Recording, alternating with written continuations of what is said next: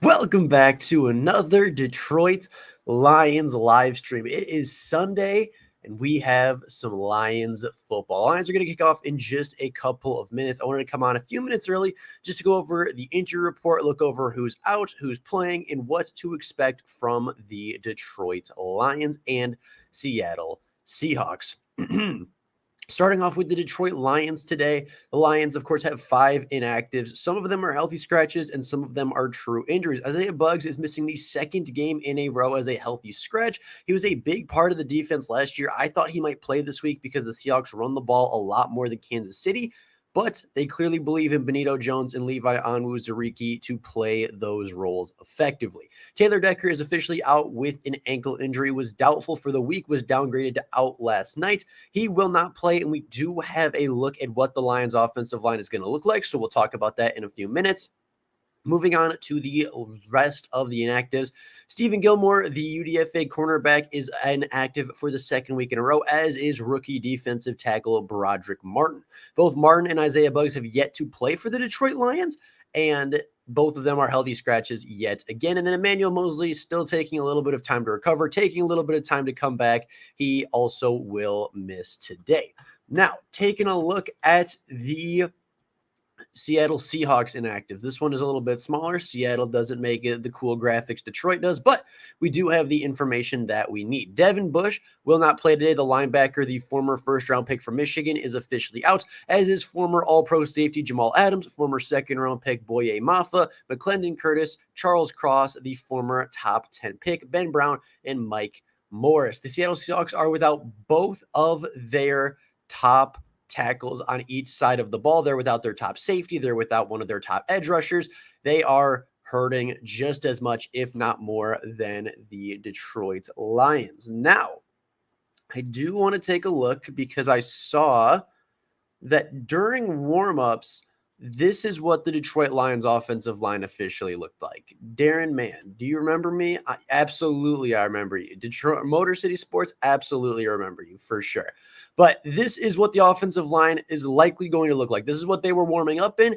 And although I kind of don't love that Penei Sewell moved over to the left tackle position, right? I think moving left to right is just a very difficult thing.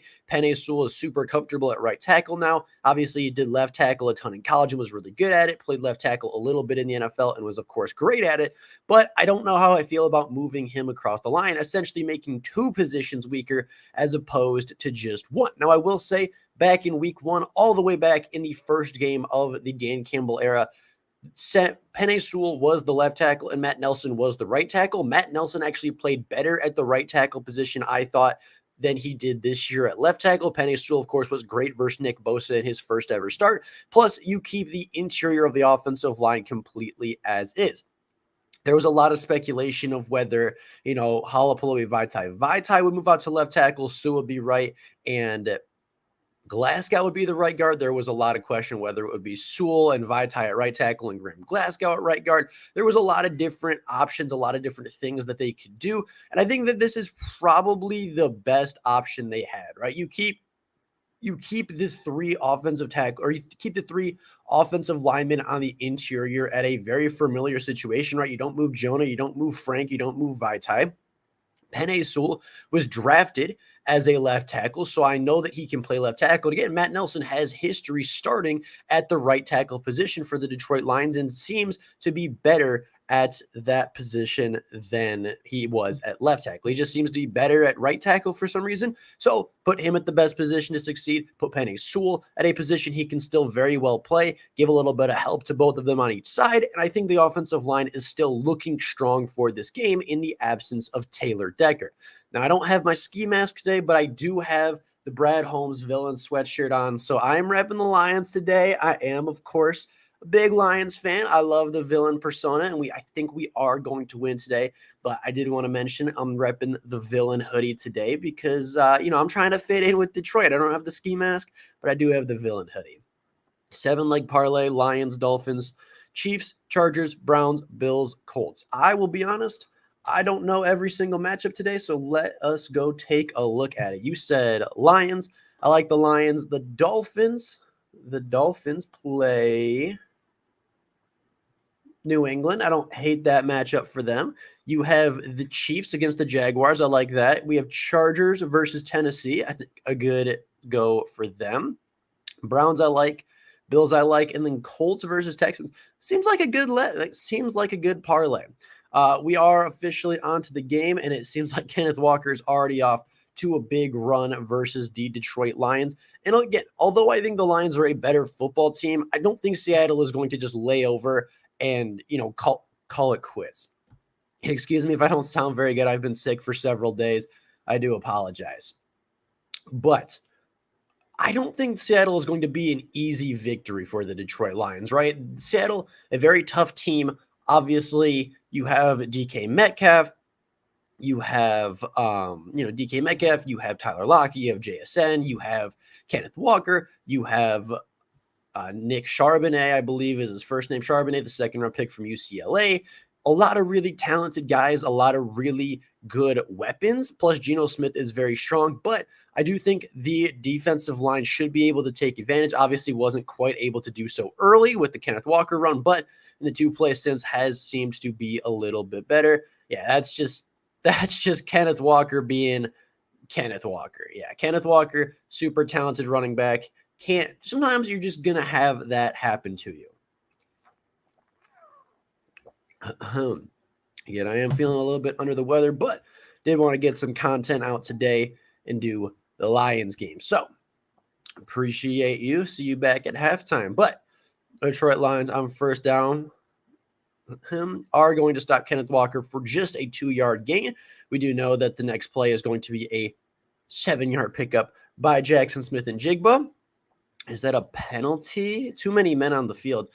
Not a good start for the Detroit Lions. Not a good start. Kind of like the preseason, I'm going to try not to look at the ESPN game score, kind of not look at that too much. Obviously, I have it up here so that it's a little bit more entertaining for the people watching as opposed to just watching my face react to a football game, but not ideal. On 2nd and 9, a well-run route by Jackson Smith-Njigba is going to see him find not a first down, but a 3rd and 2. I'm also going to be checking up on the fantasy scores because obviously those are just as important. I do have Kenneth Walker playing today. So hopefully he puts up stats in garbage time. All right, 3rd and 2 for the Detroit Lions. Looks like Tyler Lockett is in the slot with DK on the edge. But too many men on the field is going to keep the Detroit Lions from getting off the field. And, the Lions really, I think the only way they lose today is if they beat themselves, right? Devontae Adams with a touchdown already has 11.3 points today for fantasy. I love that. I really think the Detroit Lions are the better football team. I think they have the better matchups. I think they are the more talented football team, but by no means is Seattle a bad football team. They are 2-0 in the last 2 matchups versus the Detroit Lions in the last calendar year, and they are very, very good. On the 1st and 10, I know that we're going to stop Kenneth Walker, but see, that's good run defense. That is great run defense by the Detroit Lions. Benito Jones looks like he's playing quite a bit. James Houston looks like he's in for at least a lot of early down plays. It looks like Aleem and Benito Jones are the interior linemen. It looks like Hutchinson is one of the edge rushers. And Charles Harris is the primary second one. But, yeah, the Lions, they're going up against a good offense. They really, really are. The secondary needs to show up today. They had a few miscommunications last time. They had, a few big plays scored on them. And I think that they need to get home first off. But secondly, see, that's a good pass rush. Geno Smith just got the ball out really, really quick on that 2nd and 10. So, the Detroit Lions are not in a necessarily bad situation. We are seeing what we wanted to see early. Pressure was there, but the quick passing game of Seattle is there. And, Kenneth Walker's making plays happen, and the weapons that they have are really, really good. So we have a 1st and 10 for the Seattle Seahawks with just under 12 minutes left in the first quarter. And again, I really do think I think that the Seahawks are going to be a very dangerous team. I know a lot of people think the Detroit Lions should win. Aiden Hutchinson being double teamed right there. And, a big catch by DK Metcalf. He, I think, is going to be one of the big factors of today. If he can play well, I think the Detroit Lions are going to have some trouble. Aiden Hutchinson chipped and blocked and still, looked kind of dangerous on that play. DK Metcalf, I think, is going to be the wild card. I don't think we have a single cornerback that matches up well versus DK. The only guy that we had was Emmanuel Mosley, and of course, he is inactive today.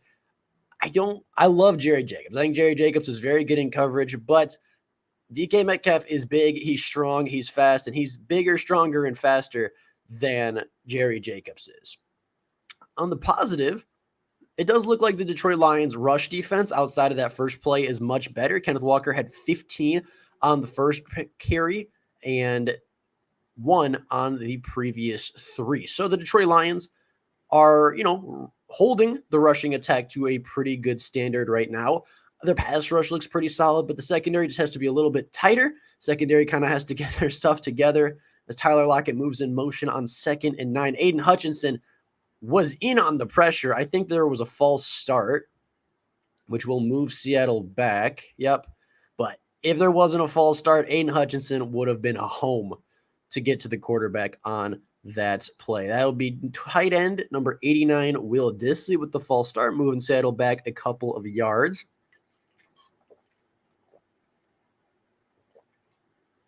However, Seattle Seahawks are continuing to drive in real time.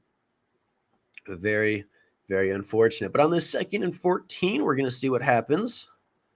I believe there is a 5-yard pickup.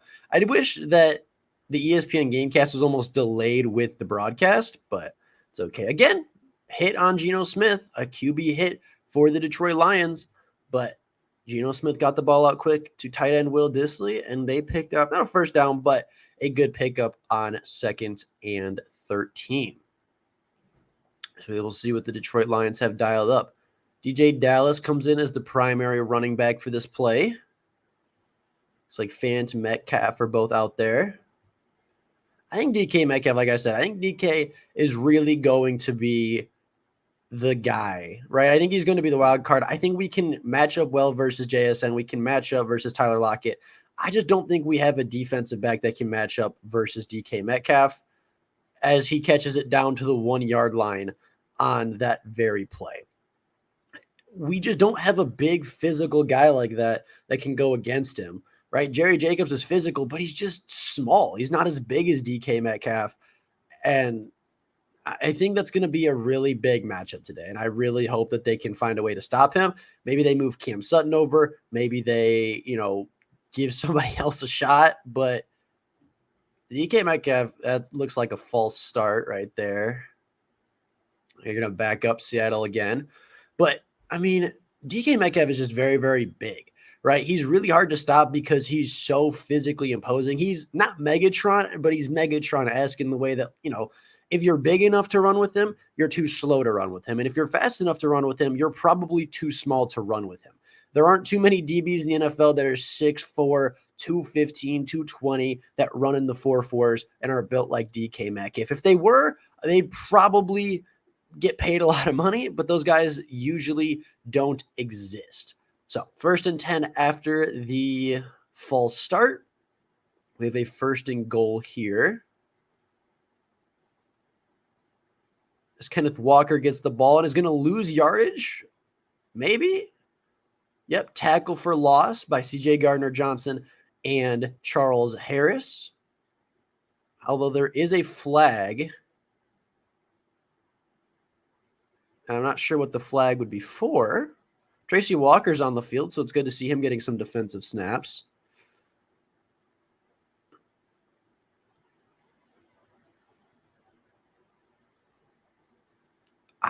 Was the penalty because he tackled him late? It could be.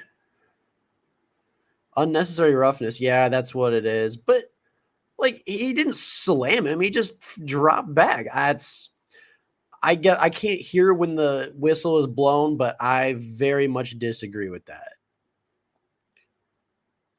I very, very much disagree with the late hit. It wasn't late. I mean, he had him wrapped up. He just pulled him down. It wasn't anything malicious or anything like that. So personally, I disagree with that. But hey, first and goal for the Detroit Lions. We're going to see first and goal for the Seattle Seahawks at the 5-yard line. We are going to see what happens. But for the most part, the Lions are shooting themselves in the foot a little bit. And of course, just not matching up very well versus DK, as Geno Smith is going to throw incomplete. However, I do believe Jerry Jacobs will be called for defensive pass interference. Not a good start for the Detroit Lions defense. The pressure is getting home, but the coverage just isn't there versus the Seattle Seahawks. And I don't know about that. I mean, yeah, I think he tugged him a little bit. That's a close call. I can see why it happened. As CJ Gardner-Johnson is down on the field.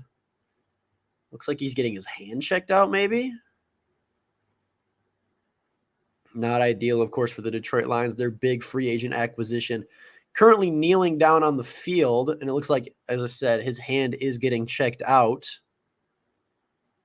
He is going to momentarily come off the field, and they are squeezing his hand. I don't know, obviously, what the problem is.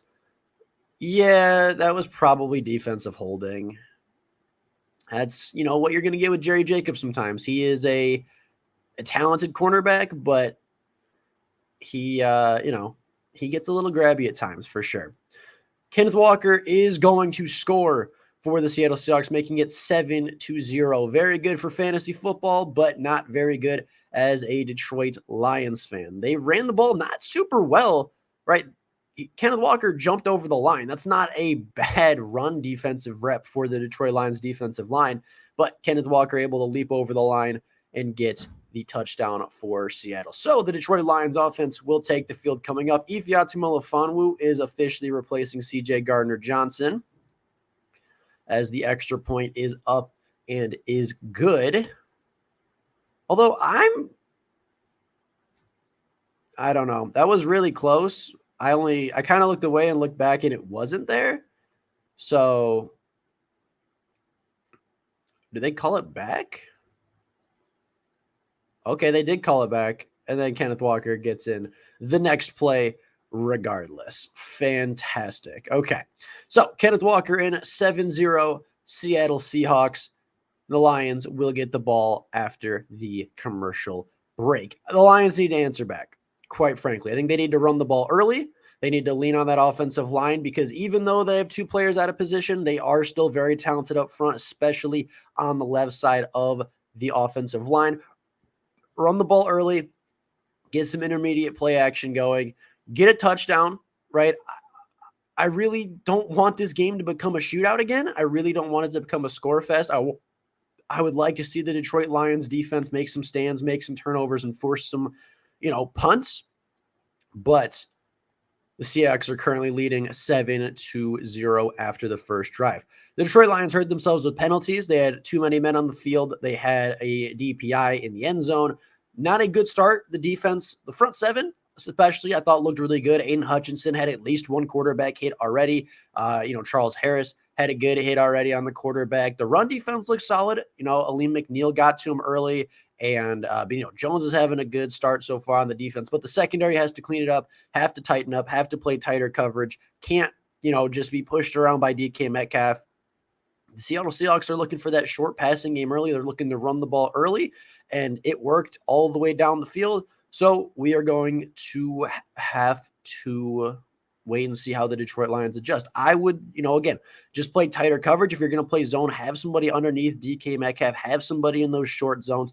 Don't allow the quick passing game. Make Geno Smith hold on to the ball. Did a good job stopping the run early outside of the very first play. So stop the run, force 3rd and 8, force 3rd and 10, 2nd and 10, 3rd and whatever, and get after the quarterback. Don't allow the quick passing game. That's what Aaron Glenn's going to have to adjust to. And we're going to have to see whether the Lions, personnel-wise, are capable of doing so.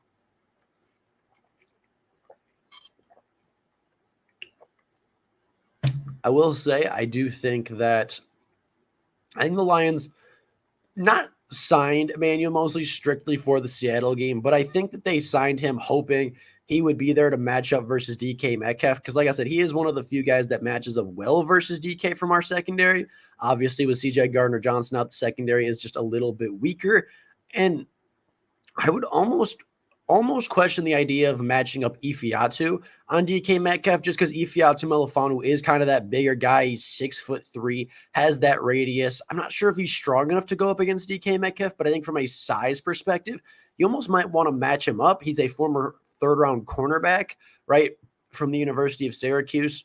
Maybe that's an option to match up versus DK just to get that size element back on your side, but I think DK is going to be a real problem for the Detroit Lions today. I really, really do. Obviously, Tyler Lockett, Jackson Smith, and Jigba are both very talented, both very good, but I think DK is going to be the X factor. As to see the kickoff, like I said, the game cast is about 2-3 plays ahead, but I do see David Montgomery with an 8-yard start. Kirby Joseph, it looks like, is already being taken back to the locker room with a medical thing. CJ Gardner-Johnson is hurt. The Lions are reeling from injuries early on defense, and it's not a good start for them.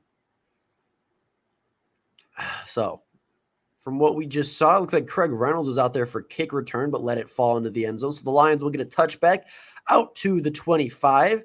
Jared Goff, not to jinx him, but in his last 10 games, 16 touchdowns, 0 interceptions, 8-2 record. And if you want to extend that to 11 games, he has a 9-2 record as a starter over the last 11 games of football with, I believe, 17, maybe 18 touchdowns to 0 interceptions. 1st and 10 for the Detroit Lions is going to be a nice pickup for David Montgomery. Real good run blocking. And I actually forgot to check on the offensive line. I didn't see where people started, but it looks as though that is going to be the line. Penei Sewell on the left tackle, Jonah Jackson at left guard, Frank Ragnow at center, Halapaloe Vaitai at the right guard, as well as Matt Nelson at right tackle. Good protection there by Matt Nelson. He gave up the original pressure, but was able to recover, give Jared Goff time to roll out of the pocket, and make the nice reception. Fantastic work by him.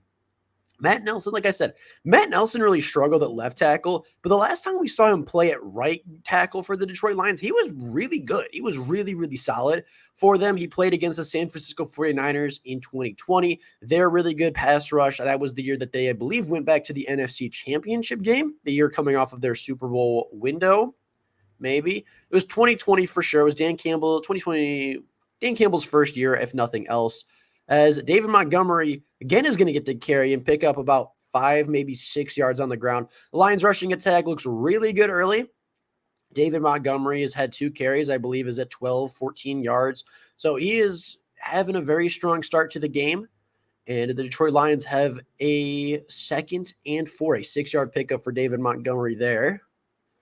As Jahmyr Gibbs is going to check into the game out wide as a wide receiver playing on the boundary, matched up versus Devon Witherspoon.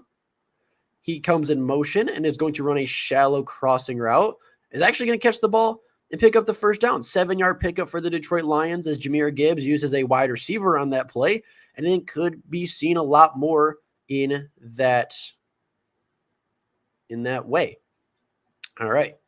I looked over, I saw the game cast, and I saw a completion, but I saw Devon Witherspoon pop up, so I was really worried that he picked off the ball. However, he didn't. That is a deep shot to Josh Reynolds, who is also on my fantasy team. He is just currently sitting on the bench in favor of Terry McLaurin. All right, pitch to Jahmyr Gibbs. He is going to pick up a yard, but is going to be tackled by the sure thing rookie Devon Witherspoon, the former 5th overall pick from the Illinois Fighting Illini. He is going to tackle Jahmyr Gibbs for a very, very short gain. I really liked Devon Witherspoon coming out of college. Obviously, the pick, that was, I think, the guy the Lions really wanted in their secondary. He was the guy I believe would have been the 6th overall pick if it had Seattle not taken him. Oh, I should have started Josh Reynolds today. I should have started Josh Reynolds. That is okay, though. I am more than okay with Josh Reynolds scoring points on the bench. But going back to Devon Witherspoon. Devon Witherspoon is super, super talented. He was a really good player at Illinois. For some reason, I just had this bad feeling about him, right? Everything on tape told me that he was really good. Everything on tape told me that he was going to be a really good cornerback, but my gut just screamed Jeff Okudah to me. And I don't know why. Maybe it was a similar size profile. Maybe it was a similar play style profile, but he just screamed Jeff Okudah to me. I hope that he's better than that as far as, for the sake of the Seattle Seahawks. I hope he's better than that. As the Detroit Lions are going to throw a touchdown to Josh Reynolds. My stream is currently not working. It froze. What is happening? We don't need this, but we do know the Detroit Lions are going to score a touchdown to make this thing 7-7. The Lions move the ball really, really well, and it seems like this might end up turning into another high-scoring shootout. So let us see if we can fix the stream. I'm not totally sure what the problem is. It's just sitting here loading, and I tried to refresh it, and it is just a black screen. And there we go. I didn't get to see the touchdown. There we go. Deep shot to Josh Reynolds, who was not wide open behind the defense, but took a shot from Quandre Diggs, the former Detroit Lion, and the Lions are on the board, 7-7 versus the Seattle Seahawks. A good offensive start for the Detroit Lions. Obviously, I don't know if they had one negative play. Jared Goff, 4 for 4, 60 yards and a touchdown. David Montgomery, 2 for 14. Jahmyr Gibbs, 1 for 1. And obviously, Josh Reynolds leading the team with 2 receptions, 42 yards, and a touchdown already. I think the Lions are going to be able to score at will pretty much. Their offense looked really, really good on that first drive, if nothing else. But it is going to really come down to the defensive side of the ball. If both safeties are out, it looks like Kirby Joseph was taken back to the locker room with an injury, as was I don't think CJ Gardner-Johnson was taken back, but I do think he is suffering with an injury. So let's see if we can find anything out. Yeah, both safeties are already hurting. I do like our safety depth. I think Brian Branch can move back and play. I think that, obviously Ifeatu and Tracy Walker are capable, but obviously missing your 2 starting safeties after the first drive versus a very physical wide receiving core in Seattle is not ideal. Although I don't have any official information yet, I will keep an eye out and see if we can find out what is happening to those 2. Like I said, CJ looked like a hand injury, and I didn't see anything happen to Kirby Joseph, but he did sit down and looked a little bit in discomfort. So that is obviously not ideal, but we shall see what is going to happen. Amon-Ra St. Brown did not have a catch on that drive, didn't have a target on that drive, but I did like the use of Jahmyr Gibbs. The offensive line looked really good to start out, as the Seattle Seahawks looks like they returned it to the 22, 23. So they will start just a couple yards behind the touchbacks points, as they will take the field back for the second drive of the game. The Lions need to step it up. The Lions need to get home. They need to force some turnovers. They need to force some punts. Defensively, like I said earlier, secondary just needs to tighten up a little bit, right? They are allowing a little too much space. They were allowing a little too much yak. They can tighten that up, force Gino to hold the ball even a second longer. I think it's going to be a great opportunity for Aiden Hutchinson to get home, for Charles Harris to get home, for James Houston to get home, and maybe even the interior pass rush as well. The tackles for Seattle don't look very good so far. They've already given up pressures, already given up quarterback hits. Gino's already taken a few shots. So we are going to see, of course, what happens. Josh Reynolds is a great player for the Detroit Lions. I think a lot of people forget how good he was for Detroit.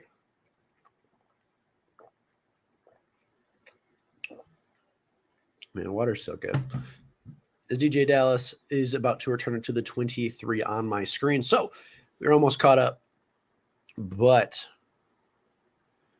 yeah, the Detroit Lions offense, really, really good. The Detroit Lions defense, not off to a great start, but they have a chance to reconcile it. Matt Nelson looking really good at right tackle so far, by the way. Penei Sewell, of course, great at left tackle. Matt Nelson looking pretty strong at right tackle. The rest of the offensive line giving Jared Goff the time that he needs. And the wide receiver core making it happen. Going back to Josh Reynolds, he is the security blanket for this offense. He is the guy that Jared Goff trusts more than almost anybody. He's the guy that Jared Goff wants to go to on gotta have it downs. So, yeah, Josh Reynolds, perfect fit for the Detroit Lions. The defensive line for right now looks like Hutchinson, Harris. I think that might be Levi or Benito, as Brian Branch did come in on a blitz. However, it was a check down to Jackson Smith and Jigba, who will pick up 5 yards and bring it to 2nd and 5. Jackson Smith and Jigba, another player that I really liked coming out of college. Although CJ Gardner-Johnson is officially back on the field, a very good sign. However, I do not see Kirby Joseph just yet. Tracy Walker is in on the defense, likely replacing Kirby Joseph at the moment for the time being, and that is exactly what he will do.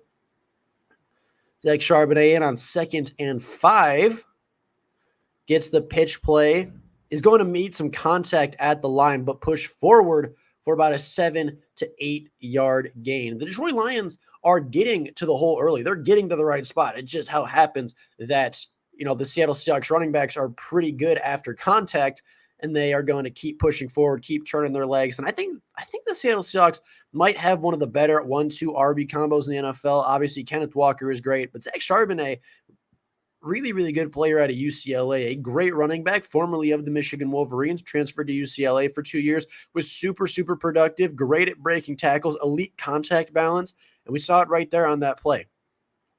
1st and 10 after that run. Zach Charbonnet again trying to shift through the holes, however, is tackled very, very minimal game by Charles Harris. Again, the Detroit Lions defensive line, their front seven is getting home. They're getting to the right spot. They just have to wrap up and tackle. Charbonnet is going to turn his legs. Kenneth Walker is going to turn his legs. They are 2 running backs that were drafted in the 2nd round for a reason. It's because they are very valuable, very strong running backs, and they need to be tackled. They need to be wrapped up. You can't hit these guys. You can't just arm tackle them. You have to put your full body behind it if you want to get these guys on the ground. And that is exactly what Charles Harris does right there. 2nd and 10 for the Detroit Lions. Geno Smith drops back in an empty set. Romeo Okwara pushes the pocket right into him. Him and Hutchinson meet at the quarterback, and the ball is essentially dropped right at the feet of the Detroit Lions secondary. Update on the Bears versus the Bucks, as Justin Fields is going to run in and take the lead for the Bears over the Tampa Bay Buccaneers. I really, really like the uniforms for the Bears. I love their orange helmets. I think their orange jerseys are really, really clean. It's a really good combination for them. They look really good in it. And of course, they're playing really well in it right now. 3rd and 10 for the Detroit Lions. Kaminsky is on the interior along with Aiden Hutchinson. Pat Houston and Harris are on the edge, which I really, really like. Quick screen pass to JSN is eaten up by Alex Anzalone, the captain and 4th-year linebacker, 3rd-year linebacker of the Detroit Lions. He read that really, really easily, and they were able to get home and get, I believe, Anzalone's first tackle for loss of the 2023 season. The Lions are 4th and 10. Seattle is going to punt. The Lions defense did a much better job that time getting off the field. They stopped the run really well. They didn't allow too many catches. They didn't allow too much run after the catch, and they were able to force a 4th and 10 after a single first down pickup by the Seattle Seahawks. Punt is away, and Khalif Raymond is set to return. Caught it and smacked almost immediately by Reed. However, he does hold on to the ball, and the Lions are going to retain the possession. Probably should have just called a fair catch, took an unnecessary shot, but held on to the ball, did a good job at that. And we go to commercial. So, second drive in the books for the Detroit Lions defense.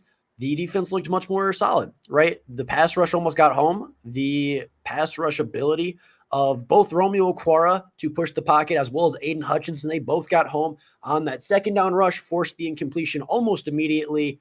The pass rush looks really good today. Again, just like in Kansas City, but this time versus a much weaker offensive line. The pass rush is already affecting this game, already forcing turnovers, already forcing punts, and we are off to a very, very good start to this second drive. The Lions are going to take over at, I believe, the 12-yard line for themselves. Hopefully they can do exactly what they did again. Run the ball with Montgomery, quick play action, couple deep shots, maybe test the rookie a little bit. Devon Witherspoon looks like maybe he's struggling a little bit in coverage already. Gave up a big catch to Reynolds. Obviously is making some strong tackles up at the line of scrimmage, so maybe don't run his way. But if you're running some passing concepts, maybe test him before you test Tyreek Woolen. But Jared Goff looks very smooth already today, 4 for 460 and a touchdown. David Montgomery has 2 yards, averaging 7 yards a carry. He is playing very well. Jahmyr Gibbs has a nice catch for 7 yards. And we, as the Detroit Lions, are rumbling in Ford Field. I really wish I was at this game. This game I feel like would have had an absolutely electric environment. Geno Smith off to a good start too, 7 for 8, 63 yards. But Lions are doing a really, really good job at stopping the run here already.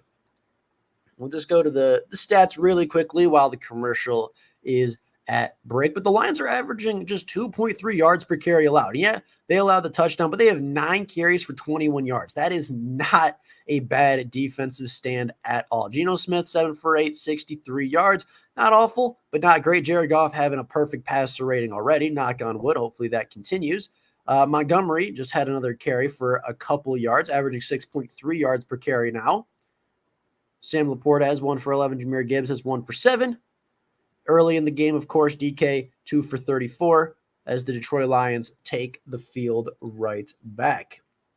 And I believe we're going to see a big play by our boy David Montgomery. He was such a good free agent pickup for the Detroit Lions. He really, really was. Are the San Francisco 49ers really 11-0 in their last 11 regular season games? That's incredible. That was just a stat that popped up.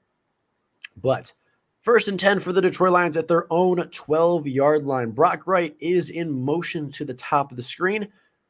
Ball is handed off to David Montgomery, who churns forward for another hard-fought 6 yards. And that has really been a struggle for the Seattle Seahawks. They struggled last week versus that's where Kirby Joseph got hurt, was on that hit versus DK Metcalf.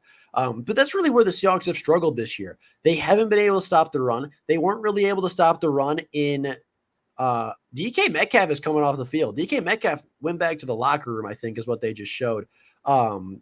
I keep getting distracted. But Seattle was not really able to stop the run very well versus LA. They haven't been able to stop the run very well versus Detroit. As Sam Laporta gets a catch and a big run after the catch, able to pick up some good yardage. Yeah, Metcalf is out. That's what they were just showing on the screen, is him going back to the locker room. That is obviously unfortunate for Seattle, but very fortunate for the Detroit Lions. They needed a way to stop DK Metcalf, and him sitting in the locker room is certainly a way to stop DK Metcalf. End of the first quarter, it is a tie game. Jared Goff, perfect pass rating, 5 for 5, 74 yards and a touchdown. David Montgomery, only 3 carries, but 19 yards already on the ground. A very strong start for him. Sam Laporta having a good day. Again, really glad I picked him up on fantasy and nobody sniped him from me on the waiver wire. Already has 4.5 points, 2 catches for 25 yards. And the Detroit Lions are moving the ball once again on offense. I really think without their both tackles, I think without DK Metcalf, this game becomes significantly easier for the Detroit Lions. Obviously, Kirby Joseph is out for the moment. DK Metcalf out for the moment, could potentially return. He was walking off under his own power. I would assume probably, honestly, I don't know. Maybe, a wrist injury, a rib injury. I'm not entirely sure. He took a big shot from Kirby Joseph, and I think both of them got hurt on that play. So not ideal, but it is part of the game of football. CJ Gardner-Johnson is officially back, though, which is good. And, of course, we all have faith that Tracy Walker can fill the role Kirby Joseph has left open.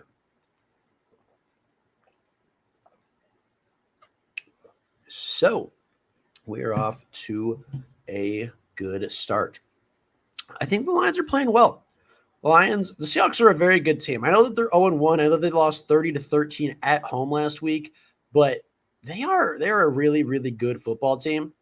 They have a lot of good talent, but they're struggling with some injuries. And the Lions, if they want to prove that they belong, if they want to prove that they are a good football team this year, they are going to have to take advantage of that. They did it last week, and I know the asterisk game, right? Obviously, Travis Kelce didn't play. Obviously, Chris Jones didn't play. There's an asterisk on it or whatever, but I do want to say that, the same old Lions would have lost that game, right? The Matt Patricia-led Lions would have probably lost that game. Even the Jim Caldwell Lions would have probably lost that game.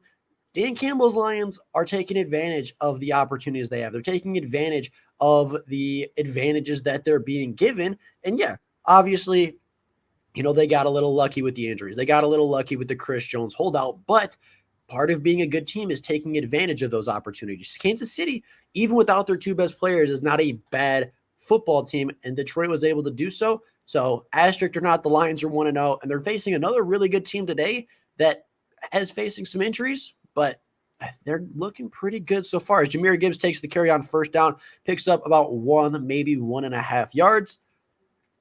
I don't know how I feel about running Jahmyr Gibbs inside. I think he's a much better player on the boundary, much better player with outside zone, a much better player with stretches, a much better player with tosses or anything like that. I don't love running him inside a bunch. I think that is much more David Montgomery's game. Not that Jahmyr Gibbs can't do it. I just don't think he's necessarily the best player to do it.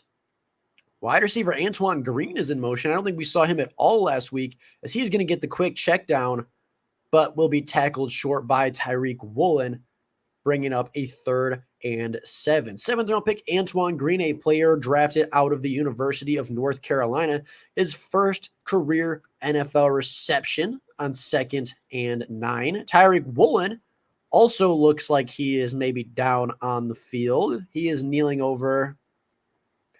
Not entirely sure what the injury is.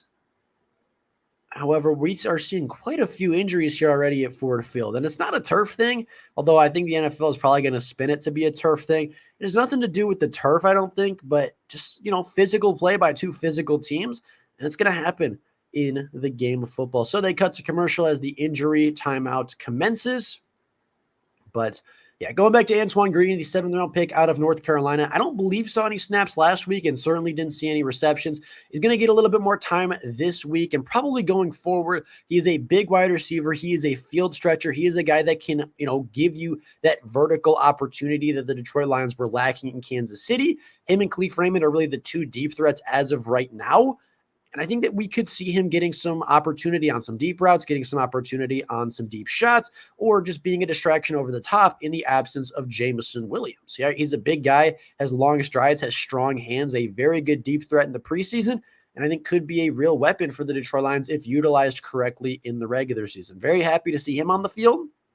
I think, 7th round pick playing in the second game of the season is not what you want to see, but I think that is a positive for the Brad Holmes draft class. Again, another rookie contributing to this team. It's only 1 catch for 2 yards so far, but we're going to see as his role develops throughout the day for the Detroit Lions. Bringing up a 3rd and 7 at their own 34. It's going to be a tough one, right? If Tyreek Woolen is off the field, obviously target the guy that just came in for him. As the Detroit Lions are going to pick up a first down. Jahmyr Gibbs' second catch of the day goes for, again, out 6 to 7 yards as he picks up the first down through the air as a wide receiver. The Lions are using him again in some unique ways, not just as a running back, but as a offensive weapon. And the Detroit Lions move the ball up to the 41, moving the chains, picking up a first down for the Detroit Lions offense. Fantastic to see. A lot of people were upset with the moves of Jahmyr Gibbs last week, right? He only had, I believe, 4 or 5 carries and 2 touches through the air. Looked really good, broke a lot of tackles, but obviously had very limited usage. They then went and saw on Thursday Night Football as DeAndre Swift went for, I think, 175 in a touchdown. Not ideal, right? Didn't look great for the Detroit Lions there, but obviously Jahmyr Gibbs seeing a little bit more usage this week and this time around. Officially getting to see the Detroit Lions offense on 3rd and 7. The Lions offense has only allowed 13 sacks in the last 12 games. A very impressive metric for the, of course, top maybe even 1 offensive line in the league. As Jahmyr Gibbs on a little Texas route from the backfield is able to get wide open and pick up the first down. We saw that on 3rd and 7 right now, but it officially showed on the screen. We are, again, 2 plays behind, which is not ideal, but we're just going to make it work. Jahmyr Gibbs is just really hard to cover out of the backfield. He is so sudden. He is so quick. And honestly, Kobe Bryant did a good job staying with him and tackling him right after the catch, not allowing too many yak yards. But, Jahmyr Gibbs is a dynamic and very, very dangerous weapon. 1st and 10 for the Detroit Lions as Brock Wright is going to miss the block, and Bobby Wagner and Edwards Jr. are going to make the tackle for loss for Seattle Seahawks defense, I should say. Yeah, Brock Wright got blown up by the defensive tackle. Bobby Wagner shot the gap, and I think that's Demetrius Taylor, the former UDFA of the Detroit Lions, who was also in on that play for the Seahawks. 2nd and 13 for the Lions, 7 for 7 for Jared Goff, 83 yards and a touchdown so far. Jared Goff drops back to pass, very clean pocket, and finds Amon-Ra wide open for a 9-yard pickup, bringing up a 3rd down and I believe 5 for the Detroit Lions offense. Jared Goff cooking, Jared Goff dealing. Ben Johnson looking really good. He looks a lot better this week. The offense looks a lot more in rhythm. They're making a lot more plays, and it is a really, really fun offense to watch when it is working. 3rd and 4 for the Detroit Lions. David Montgomery is the back. The Lions have 5 players in to protect. They're going to run the ball up the middle, and a huge pickup there by David Montgomery. That is a, 10, 13-yard pickup from David Montgomery already? Really good day on the ground. Again, the Seattle Seahawks are having a lot of trouble stopping the run early. The Lions' running game looks really, really solid. Last week, obviously, they didn't have a ton of yards per carry. And a lot of people said that that's because the offensive line, what a hole by the offensive line. But a lot of people said that's because the Lions couldn't run the ball very well. I really think that Kansas City just has that good of a linebacking core and not that poor of a defensive line that it made the Lions rushing attack look not as strong as it was. We'll see, obviously, today versus Jacksonville versus, I think, again, a really solid running game with Travis Etienne and Tanks Bigsby. But the Lions have a strong run game. They really, really do. David Montgomery is having a great game so far. He's picking up a lot of big chunk yardages. You have, obviously, Jahmyr Gibbs, who I think can break off a few runs if given the opportunity. So we bring up 2nd and 6 for the Detroit Lions. Hopefully we see a 1st down pickup here.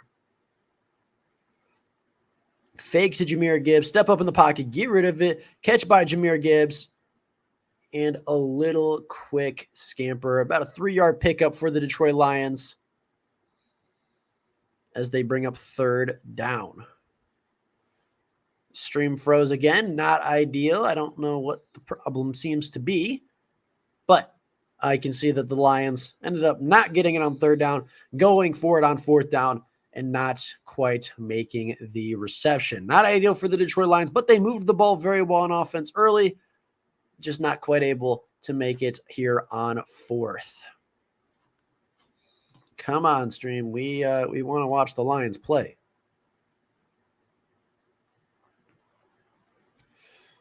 Not an ideal ending to that drive, but I think a very strong drive starting from your own 13. Obviously, not a great situation to be in, but the Lions made it work, and they made it down the field. Got stopped at about the 30, and that is where Seattle will officially take over. I'm watching the 4th down play for the first time. It looks like Laporta is lined up one-on-one on the outside with Devon Witherspoon. I'm not sure if this is just going to be a fade or what. But, okay, it's a little slant. Probably should have been caught. I don't know if it was deflected or not, but not ideal for the Detroit Lions. I still think they have a good shot at this game. Let's see. That's, I don't think, going to be the best option. Yeah, that's just a pass deflected. Great play by Devon Witherspoon. The Seahawks get off the field, and they get the offense the ball right back. An offense, though, that is currently missing DK Metcalf versus a defense that is currently missing Kirby Joseph. So two teams currently missing 2 of their better players on that side of the football. It's going to be interesting to see how Seattle adapts. Going to be interesting. I think Seattle's going to have a harder time replacing DK Metcalf than the Lions are going to have replacing Kirby Joseph. Lions have a ton of safety depth. I think Ifiatu can do it. I think Tracy Walker can do it. And we're going to see exactly what does happen. But give me just a second. I want to blow my nose because I am very, very congested. So give me just 2 seconds, and I will be right back.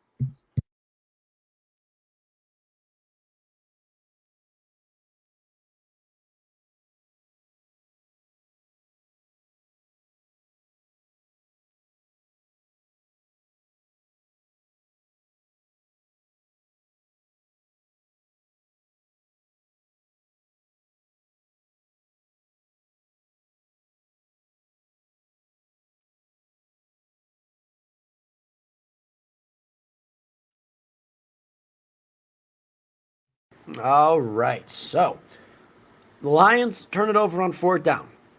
Again, not an ideal situation, of course, but Jared Goff's first incompletion of the game. Should they have probably gone for the field goal? Maybe. I think especially against a team like Seattle that you've had trouble beating in the past and clearly has an explosive offense. You might want to take all the points you can get, but it wasn't a bad route concept. I would probably rather have Amon-Ra St. Brown running that route than Sam Laporta, but I think that shows that they have a lot of confidence in the rookie from Iowa, have a lot of confidence in the young kid to make plays. And had the ball gotten there, I think that it would have been a reception. He's had some strong hands throughout the season, had 5 targets last week, 5 catches, had 2 targets before that play and 2 catches. But obviously, that play, just a great play by Devon Witherspoon to knock the football away and get the Seattle Seahawks off the field on defense. So Detroit's defense takes the field, and an 11-yard pickup by Tyler Lockett is going to start off the drive for the Seattle Seahawks. Not ideal. Tariq Woolen also going back with a chest injury. Reek Woolen is what they have up there. But Kirby Joseph has officially returned. Kirby Joseph is back at free safety. But a big play over the top by Noah Fant. Again, pressure on Geno Smith. Just the secondary has to be a little bit tighter. I know that they're sending guys, but they almost don't need to send blitzers. The front four is getting home. Brian Branch almost got there and almost blocked the pass, but the secondary just has to be tighter. They're allowing way too many big plays, allowing way too many open looks. The pass rush is getting pressure. Just let the pass rush do their job and drop an extra guy into coverage. First down and 10 for the Seattle Seahawks. They're going to take a shot here to Noah Fant, I believe. Yeah, play action to Kenneth Walker. Big shot down the field as he is going to beat James Houston in coverage down the field for, I believe, a 31-yard pickup and reception. Big play there for the Seahawks. But flag on the play. Holding defense. The penalty is declined. Automatic. Well, not automatic, but very much earned a first down. Yeah, James Houston should probably not ever be 30 yards away from the line of scrimmage.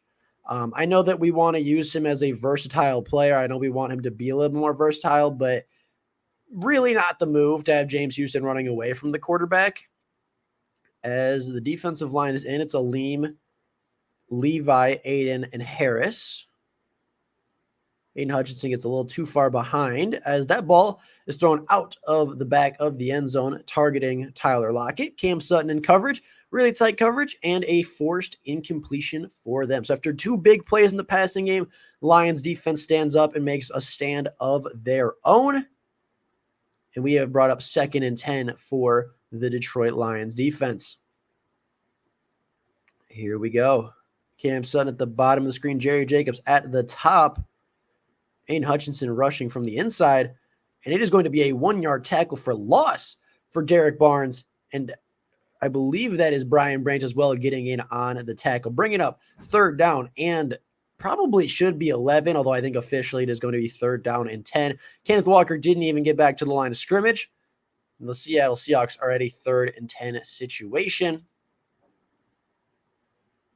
The Seahawks are 1 for 2 on 3rd down conversions with an average of 9 yards to go. And the pass rushing front is on the field. John Kaminsky is officially checked in at the interior pass rusher. The Lions are getting after it. Aiden Hutchinson pushes the pocket along with Charles Harris. Pressure on Geno Smith, and he just throws it away.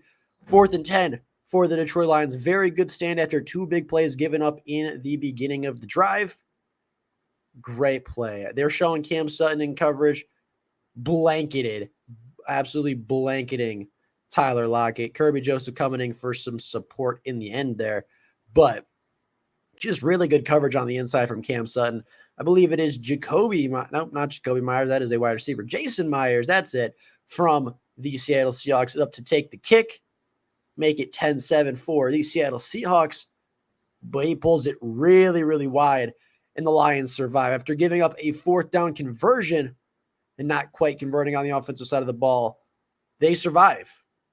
The snap was good, the hold was good, and Jason Myers just pulled it wide to the left. Never had a chance as soon as it came off his foot.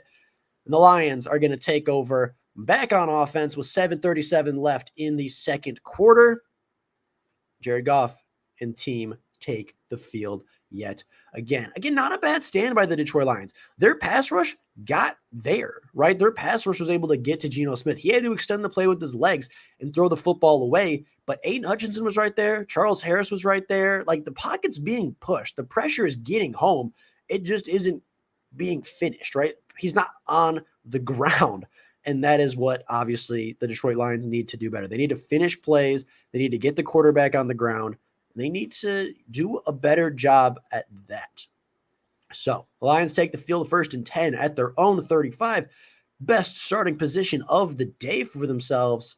Hopefully the offense can continue to play as well as they have been.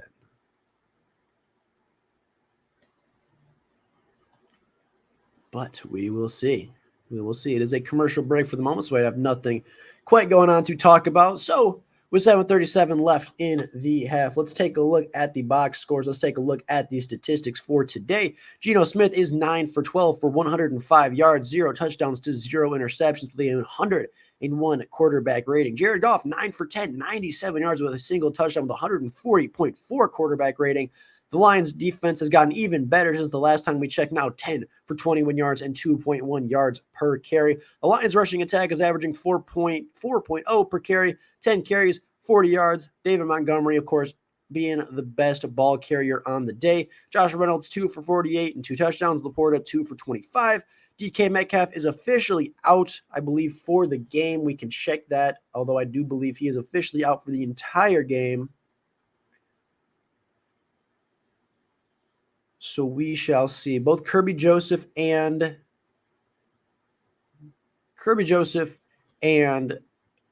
C.J. Gardner-Johnson have officially returned.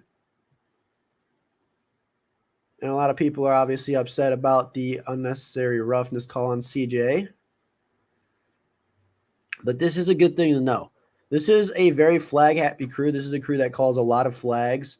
So that is something to keep in mind. They do call a lot of penalties. So they're going to have to, Lions and Seahawks both are going to have to play some pretty clean games if they want to find offensive or defensive success. Amon-Ra St. Brown in motion.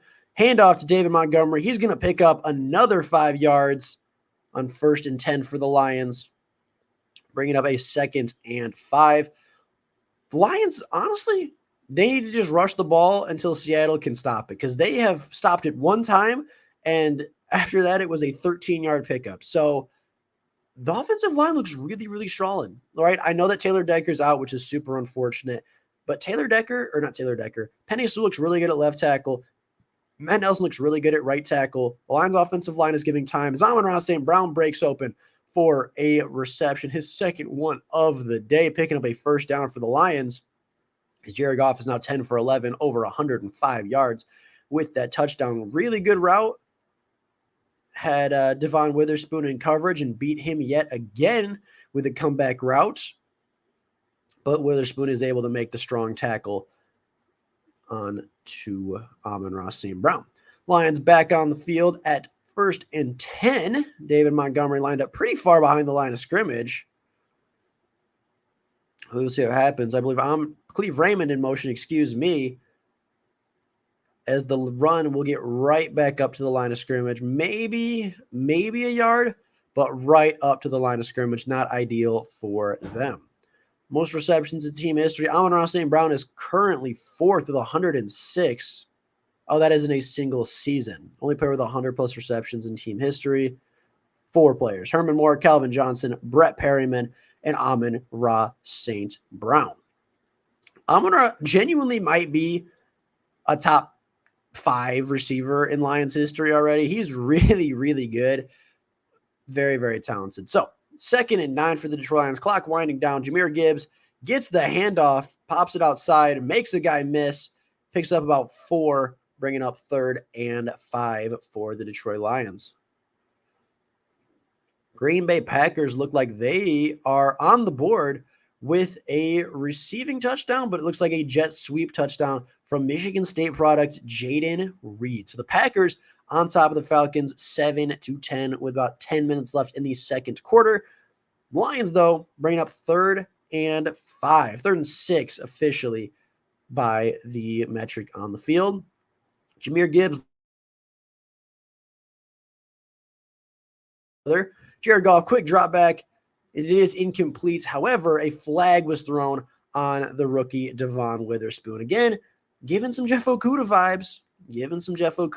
Right? Tight coverage, but a little bit grabby. Very physical player, but isn't quite the quickest, the fastest, the quickest to react.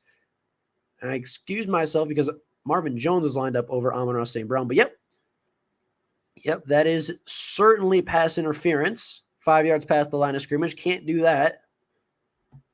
The Lions get a fresh set of downs as the stream pauses yet again. But the Lions, looks like, are going to take the lead as Khalif Raymond, I believe, has a 36-yard touchdown. The deep threat again. Another big play by the Lions through the air today. The offense is just looking much, much better than it did last week versus the Kansas City Chiefs. Taking advantage of some secondary injuries, taking advantage of some young rookie players perhaps. Khalif Raymond gets behind the defense for a 36-yard score. And the only thing that could ruin this day is the stream not working.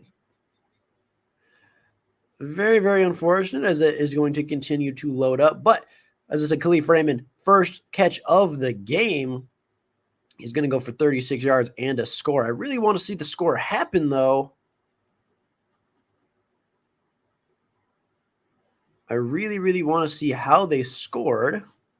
Maybe we can go to X, because that's what it is now. Flea flicker, apparent. Okay, so it sounds like they scored off of a flea flicker to Khalif Raymond.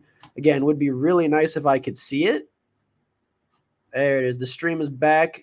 I didn't get to see the play. I just get to see the throw from Jared Goff, but I'm sure that they can show it once again. I can't get behind Aaron Glenn having James Houston cover a tight end down the field. It's not a good defensive call. Yeah, not ideal. And obviously, Fant is a very quick and fast tight end, so that's not ideal for a guy that very rarely is put into coverage situations. I want to see the flea flicker. I want to see the touchdown. Come on. Somebody posted. There we go. Let's look. Jahmyr Gibbs actually was the one that tossed it back. So it looks like 1st and 10. Hand off to Jahmyr Gibbs. Linebacker step up. Jared Goff. Wide open. Khalif Raymond actually did, again, beat the rookie in coverage. Really well designed play. Obviously, fantastic result. And the Detroit Lions take the lead here late into the second quarter. Let's see what other scores are happening from around the league. Buffalo is up on Las Vegas 14-10 with 4:13 left. Baltimore on top of Cincinnati at the top of the second quarter. Jacksonville on top of Kansas City at their place. I believe they're at Arrowhead. But Kansas City falling again a little bit, stumbling versus the Jacksonville Jaguars, another very talented team for sure. LA Chargers on top 11-7 versus the Tennessee Titans. Maybe a safety in that game. 3 field goals and a safety would make 11 points. Very possible. Or a 2-point conversion could have also happened. Let's see. Green Bay, as I said, on top of the Falcons 7-10. Indianapolis having a great start to their game. Playing really, really well. As we are looking for Michael Pittman to get some points. 21-7 for them. Chicago Bears trailing the Tampa Bay Buccaneers with 6:49 left in the half. And as of right now, that is all we got. So, there's the flea flicker on TV. Love to see it. Yeah, Witherspoon stepped up to stop the run, and if Khalif Raymond gets a step on you, you're probably not catching up too many times. Jared Goff is now, I believe, 11 for 12, 142, 2 passing touchdowns. Phenomenal day for Jared Goff. He's cooking already. Obviously, it is early in the game, so we're going to have to wait and see, but good start for him so far for sure. Michael Pittman, I would like to see him get some more touches. Tyler Algier, I had to start today because Aaron Jones isn't playing, which is obviously super not fun for the second week of fantasy football. But I'm confident with my lineup today. I got Tua Tagovailoa at QB. I got Nick Chubb at running back. I got Kenneth Walker at running back. I got Tyler Algier as my running back / wide receiver. I got Devontae as my wide receiver 1. I got Terry as wide receiver 2. Laporta as tight end. Michael Pittman as my flex. And Jake Elliott already played Thursday night and put up 12 points with the Philadelphia Eagles. Kenneth Walker brought down by C.J. Gardner-Johnson on 1st and 10. Great step up, because if he wasn't there, Kenneth Walker had a lot of room to work with. So great step up, great tackle by CJ. Both starting safeties back in the lineup for the Lions. They avoid the injury bug this time around and are able to make a play on 1st and 10.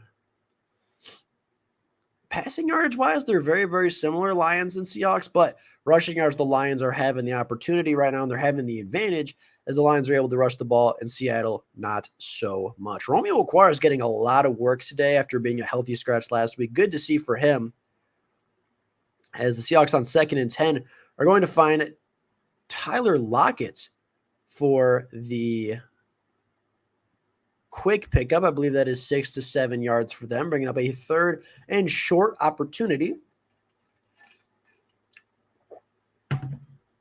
But Jackson Smith-Njigba is going to find a big ball over the top to pick up the 1st down and move the chains. I talked about Jackson Smith-Njigba a little bit earlier, but I really liked him coming out. I thought he was very much like Amon-Ra St. Brown. I honestly thought my comparison for him was a slightly faster, slightly more explosive Amon-Ra St. Brown. I thought he was really, really good. He creates separation as the Lions pass rush is forcing Geno out of the pocket, but the pass rush can't finish the play as Geno steps up and does make a play to the sideline. JSN making that catch, obviously, good play by Geno. I think the Lions need to either spy somebody or Aiden Hutchinson needs to not get as high up the field. One of the two things needs to happen, causing a lot of pressure, causing a lot of havoc, but just not getting the play finished. That's the problem for the Lions right now in their pass rush. But yeah, JSN I thought was just a faster Amon-Ra St. Brown. I think he's going to be really, really good. Didn't have a great start in week 1, but is off to a pretty good start here. I think 4 receptions for about 30 yards. Not bad to start the game. As Kenneth Walker takes his 14th carry of the day, breaks the tackle of Aiden Hutchinson, but again is brought down for a very short gain by Kirby Joseph. Brings up a 2nd and 8, I believe. Aiden Hutchinson should have probably finished that play, but did not do so right there. The Lions need to get home. The Lions absolutely need to get home. It is 2nd and 9. It is a passing down. Geno was in an empty set with DK Metcalf returning to play. So he is officially back as well. Everybody at full health as far as when they entered the game. Lions only rushed 2 on 2nd and 9. And they give up a short 2-yard catch to Bobo, the wide receiver. So that brings up 3rd and 6. As the 2-minute warning is going to strike, and we are going to go to commercial and take a little break. The Lions are up 14-7 on Seattle at the 2-minute warning of the first half. And we are going to obviously see what happens here on 3rd and 6. The Lions need to stop DK right here. I think this is a prime play for DK Metcalf. The Lions have to either get home with the pass rush, Aiden Hutchinson has to get home, or you spy a linebacker so Geno can't escape. Something has to happen to contain Geno in the pocket, because Geno is escaping. He is using his legs to his advantage, and he is creating plays just like Mahomes did a week ago.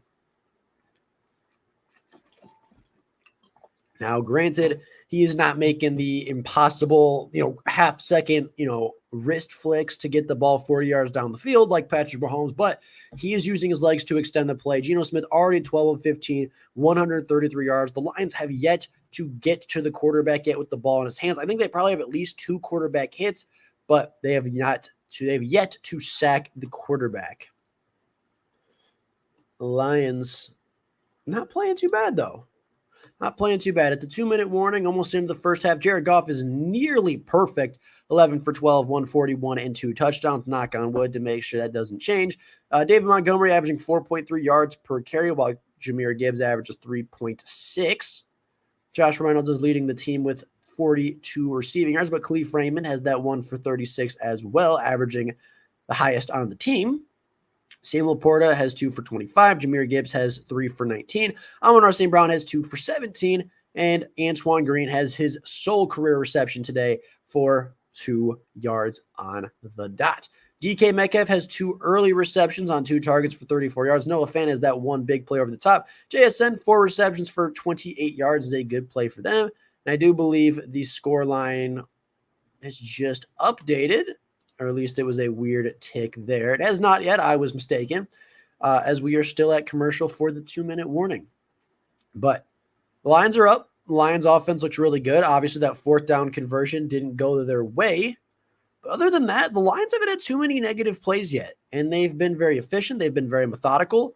And they've been just picking up good chunk yardage over and over and over again. Last week, Seattle kept it very close at the half, right? I believe it was 7-13. They might have even been leading 7-13, 7-10 at the half.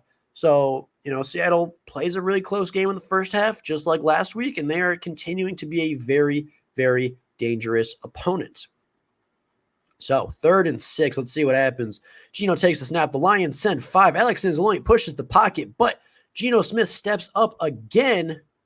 Charles Harris, though, is able to corral him out of bounds. As there looks to be a little bit of a scuffle. I'm going to assume DK Metcalf said something threatening to John Kaminsky because he threw his hands up like he was, oh no, I'm so scared. And there was no flags on the play, though. So Seattle is on a 4th and 3 at the Detroit 43-yard line. Very interesting decision here. I'm going to not look at the screen. I want to see what happens live. But very interesting decision for the Seattle Seahawks. Do they run the ball? Do they keep it in the hands of Geno Smith? Do they go for a quick pass? The running game hasn't been great. DJ Dallas is in there, so I would expect a passing play. His 4th and 3, both Fant and Lockett go in motion as the clock ticks down. But I'm going to guess this is going to be one of those false start where they look to call a false start. And they are going to take the delay of game, punt it away. And the Lions are going to get the ball back with just about 1:44 left in this game. Real good by the Detroit Lions not to jump. Way to be conservative. Way to not give any free points, any free first downs to the Seattle Seahawks. The Lions are going to get the ball at their own 6, but they have about 1:45 to work with. Plenty of time to get down the field. Hopefully, they're able to find some success and put some points on the board before half. And then I do believe they get the ball back at half as well. So they could really double up here. If they could go get a touchdown, even a field goal, go into the half 17, come out of the half, score again, make it, 24-7. That's a big lead for the Detroit Lions. They have a huge opportunity here to drive down the field and make something happen. Obviously, the old Bill Belichick doubling up at the half would be really ideal for the Detroit Lions. So punt is away, and it looks like Khalif Raymond is just going to leave it. Bobo is going to catch it down at the 6. The Lions are going to take over at their own 6-yard line. 1:44 to go on the day. The Verizon halftime is coming up with Rob Gronkowski giving away even more money than he already has. I make fun of them like they're bad, but not like I don't want to be on there one day giving away stupid amounts of money to people for kicking a football. I'm down. I want to go give away money. That'd be cool.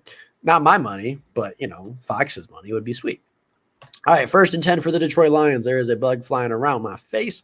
David Montgomery is going to get the ball, drive forward, and he's still going, picking up about 6 yards on the first play from scrimmage.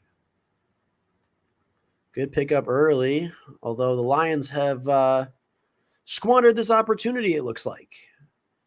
As the Lions go for it and fall incomplete on 2nd, incomplete on 3rd, and it looks like they're probably going to punt the football away, going 3 and out, which obviously is not ideal for what you wanted, putting your defense probably in a rough spot. This was honestly a big drive for the Detroit Lions. It really was. We talked about going up, but if they go down, Then Seattle gets a point and they get to come back. Oh, that's a catch Jahmyr Gibbs has to have. That is a catch Jahmyr Gibbs has to have, especially if he's going to play out wide. He ran a good route, made some separation, was wide open. He's got to bring that one in. Has to catch that football every single time. He knows it. He should have had it. Very, very unfortunate, but they come back on third down, and we're going to see what's going to happen here. Third down, Jared Goff rolls out, holding on Jonah Jackson, and he is just going to throw it out of bounds. Incomplete. Bringing up 4th and 5 as the Detroit Lions will punt the ball away. Big punt, though, all the way back to the Seattle 36, so not a death sentence for the Detroit Lions. 44 seconds left. Man, what a missed opportunity by the Detroit Lions, I'll say. Their offense looked really good until that drive. Obviously, Seattle played well. Lions hurt themselves again. The Lions beat themselves on that drive. Jahmyr Gibbs was open. Jahmyr Gibbs dropped the ball. Obviously, can't have that if you want to be a successful football team. Seattle is lined up to stop a fake punt. I don't think the Lions are going to fake a punt from their own 11 while they're up right before half, but you never know. Dan Campbell is a crazy guy, has done crazier things in the past, so, things happen for sure. Fair catch by DJ Dallas. Probably not the best idea since he had a ton of space, but I will help the Detroit Lions for sure. So Seattle takes over at their own 35, 34. Yummy. All right. So waste opportunity by the Lions. Big opportunity here for the Seahawks to tie it up before half, or at least get some points before half. The Lions got to get home, though. The Lions have to get home. Play is under review for whatever is about to happen on this first down play. Let us see what happens. So 1st and 10. It looks like a passing play. Zach Charbonnet is going to get it. And is going to be out of bounds. I'm not totally sure what there is to review. That looked like a very standard passing play by the Seahawks with 44 seconds left. And they're going to line up on 2nd and 5. But something is under review.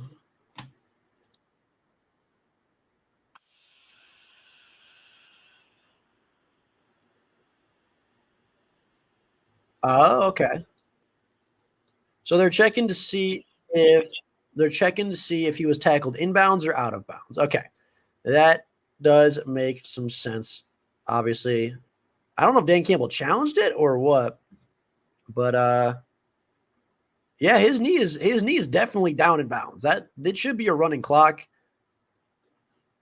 We'll see if it is. Yeah, it was a running clock. I don't know if that was a challenge by Dan Campbell, but I don't believe it was. I think it was just a booth review, but good booth review as the clock will continue to run. Seattle will but use their second timeout. A really good tackle there by Malcolm Rodriguez. Way to keep him in bounds, way to keep the clock moving and forcing Seattle to use their second timeout of the half. Now they have just one left on a 2nd and 5 opportunity for themselves. Though I do believe they are about to pick up a first down after this. But a good pickup. Good tackle for sure. After reviewing the play, the runner was down inbounds. His knee hit inside the bounds boundary. So the clock will run and Seattle will use their second timeout. Way to go. Way to go, Campbell. Not Campbell. Way to go, Rodriguez. Former 6th-round pick 2 years ago. Making some plays just like he did all of last season. So 2nd and 5 for the Seattle Seahawks at their own 41-yard line. Geno Smith drops back to pass and throws and is complete, but again tackled in bounds by Cam Sutton. The clock continues to move and tick away, but the Seahawks do a first down. Tighter coverage is definitely needed.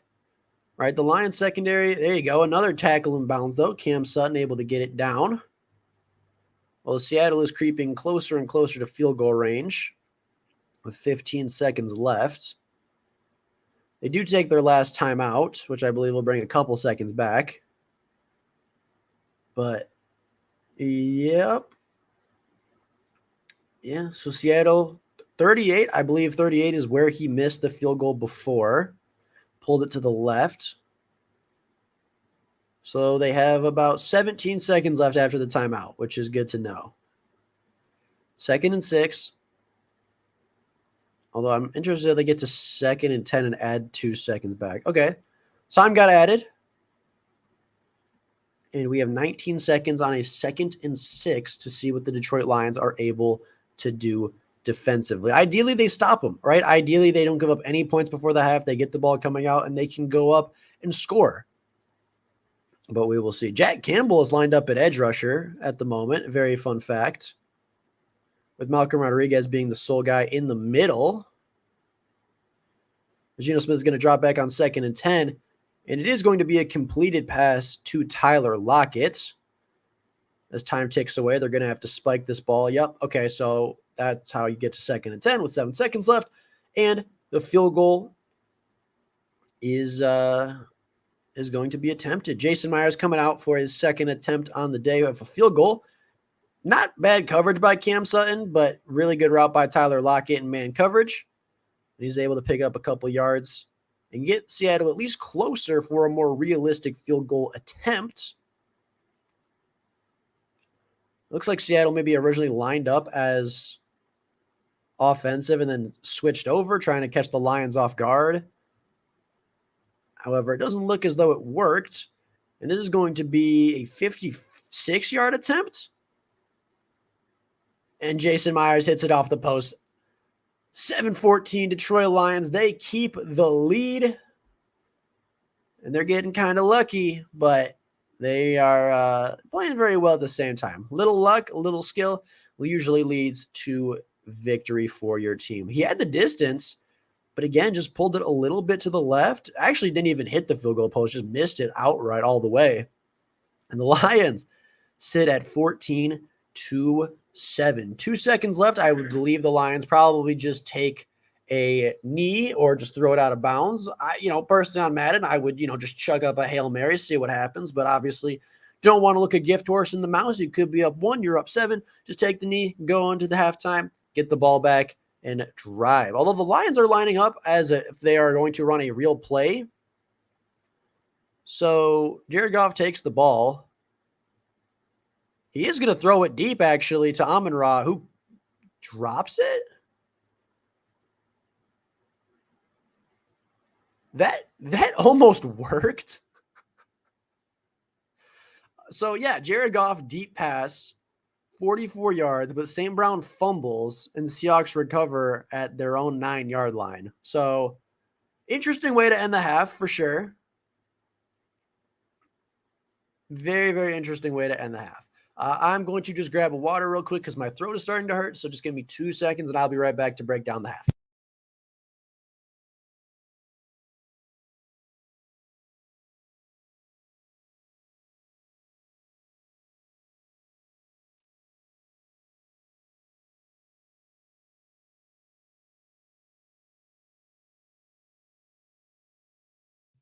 All right, we are back.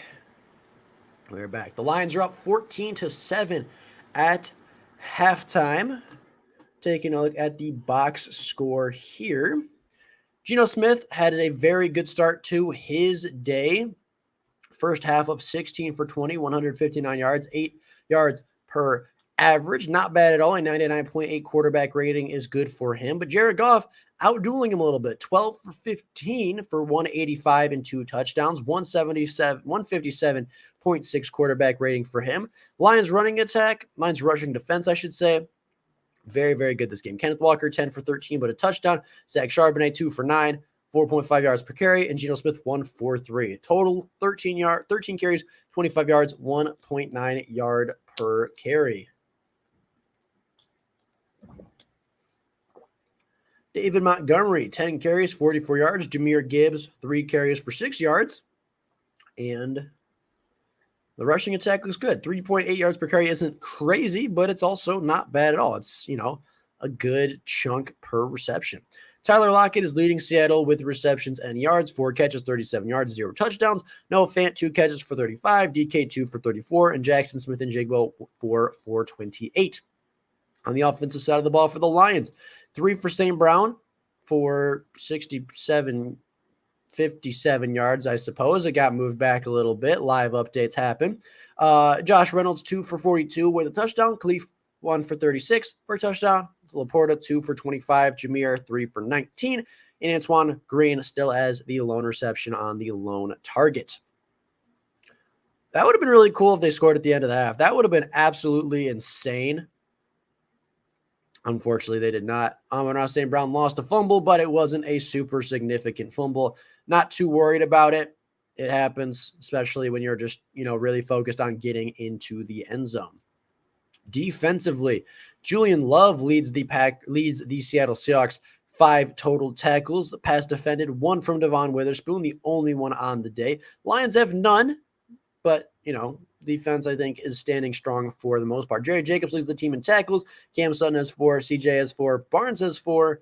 We don't have any tackles for loss officially. However, there have been several tackles for loss, or several tackles for very, very minimal gain. No interceptions for the Detroit Lions. No turnovers as of yet for either team.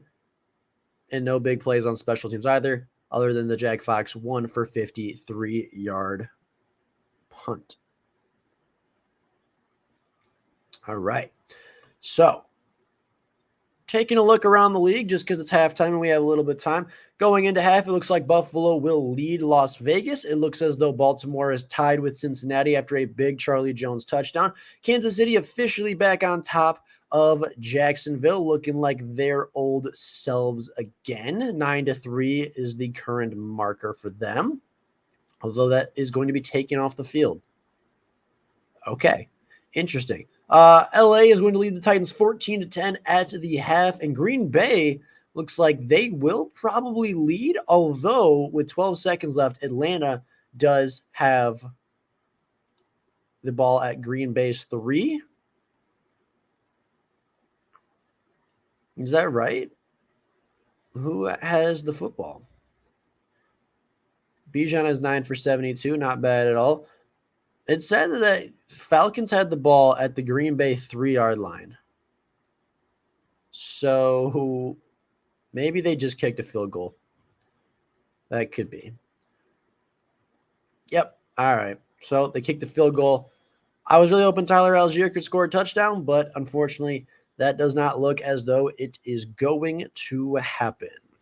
So let us see what else is happening around the league. Second slate of games, you have Indy with the ball on the Houston 1. Could be a very interesting end to this one, to this half. Second and goal, Houston 1. CJ Stroud looking to have a good game. Gardner Minshew came in for the injured Anthony Richardson, who did have a rushing touchdown but took a couple shots and is officially out for the moment. And I do trust Gardner Minshew to get the football to his best player, that being, of course, Michael Pittman Jr., in case you were confused, for the touchdown. At least that is what we're hoping for, ideally. But it looks like a solid game so far. Obviously, I think the Colts are a sneaky good team this year, especially with Anthony Richardson at the helm. Touchdown. Who caught it? Left short to Grayson. Dang it. Grayson, you took my touchdown away. Heck. Anyway, so looking around the league, it looks like Chicago is trailing. Yep, they're trailing at halftime. And that is just kind of the scores from around the league. The Lions look impressive early. They've had a couple miscues, we'll say, with a 4th down conversion didn't work for them. But Seattle also has had a couple miscues with the 2 missed field goals, so not bad. Total plays, the Seahawks have actually ran more plays offensively than the Lions. The Lions have outgained them yardage-wise. Both had 5 drives in the first half. Lions scored twice. Seahawks scored once. Yards per play, Lions significantly higher. Passing, almost not identical, but very, very similar. Rushing-wise, though, Lions pretty much double what the Seahawks have. Penalties, again, very flag-happy crew. Nothing too crucial so far, but a couple big penalties early for the Lions and the Seattle Seahawks. The Seahawks are even retaining time of possession for the most part. The Lions do have 1 turnover. That is, of course, at the very end of the half. Wasn't impactful for this game at all. And I thought this was the percentage to win for him second. And, just kind of a nice day in Detroit. So I would expect the Lions to come out and hopefully move the ball in the second half. Rushing-wise, the Lions look really good. Hopefully Jahmyr Gibbs can get a little bit more integrated into that with some outside stuff. But for the most part, I'm very happy with how the Detroit Lions look. The pass game looks really, really strong. The rushing attack, although not super explosive, is very efficient so far. Amon-Ra St. Brown has his 3 for 56, which is obviously really good. But does have the fumble there at the end. I wonder if, Khalif would have taken that in, if he would have had a little more separation, or if even Antoine Green maybe would have had that separation. But it's all right. Amon-Ra, of course, your best target. Got the target. Overall, I think the biggest story from right now, the biggest takeaway that I have is the Lions have held the Seahawks to 13 attempts for 25 rushing yards. Seattle is a very strong rushing team. They rushed the ball very well last year. They have put a lot of stock into their running backs. They are a strong rushing team, and the Lions are allowing none of it. Let us see. Let's just read some Twitter comments. Let's read some X comments. We'll just see how everybody else is feeling about this game. There's a lot working for Detroit's offense, but Brock Wright's blocking isn't today. He missed open early, but Montgomery broke the tackle in the backfield. Yeah.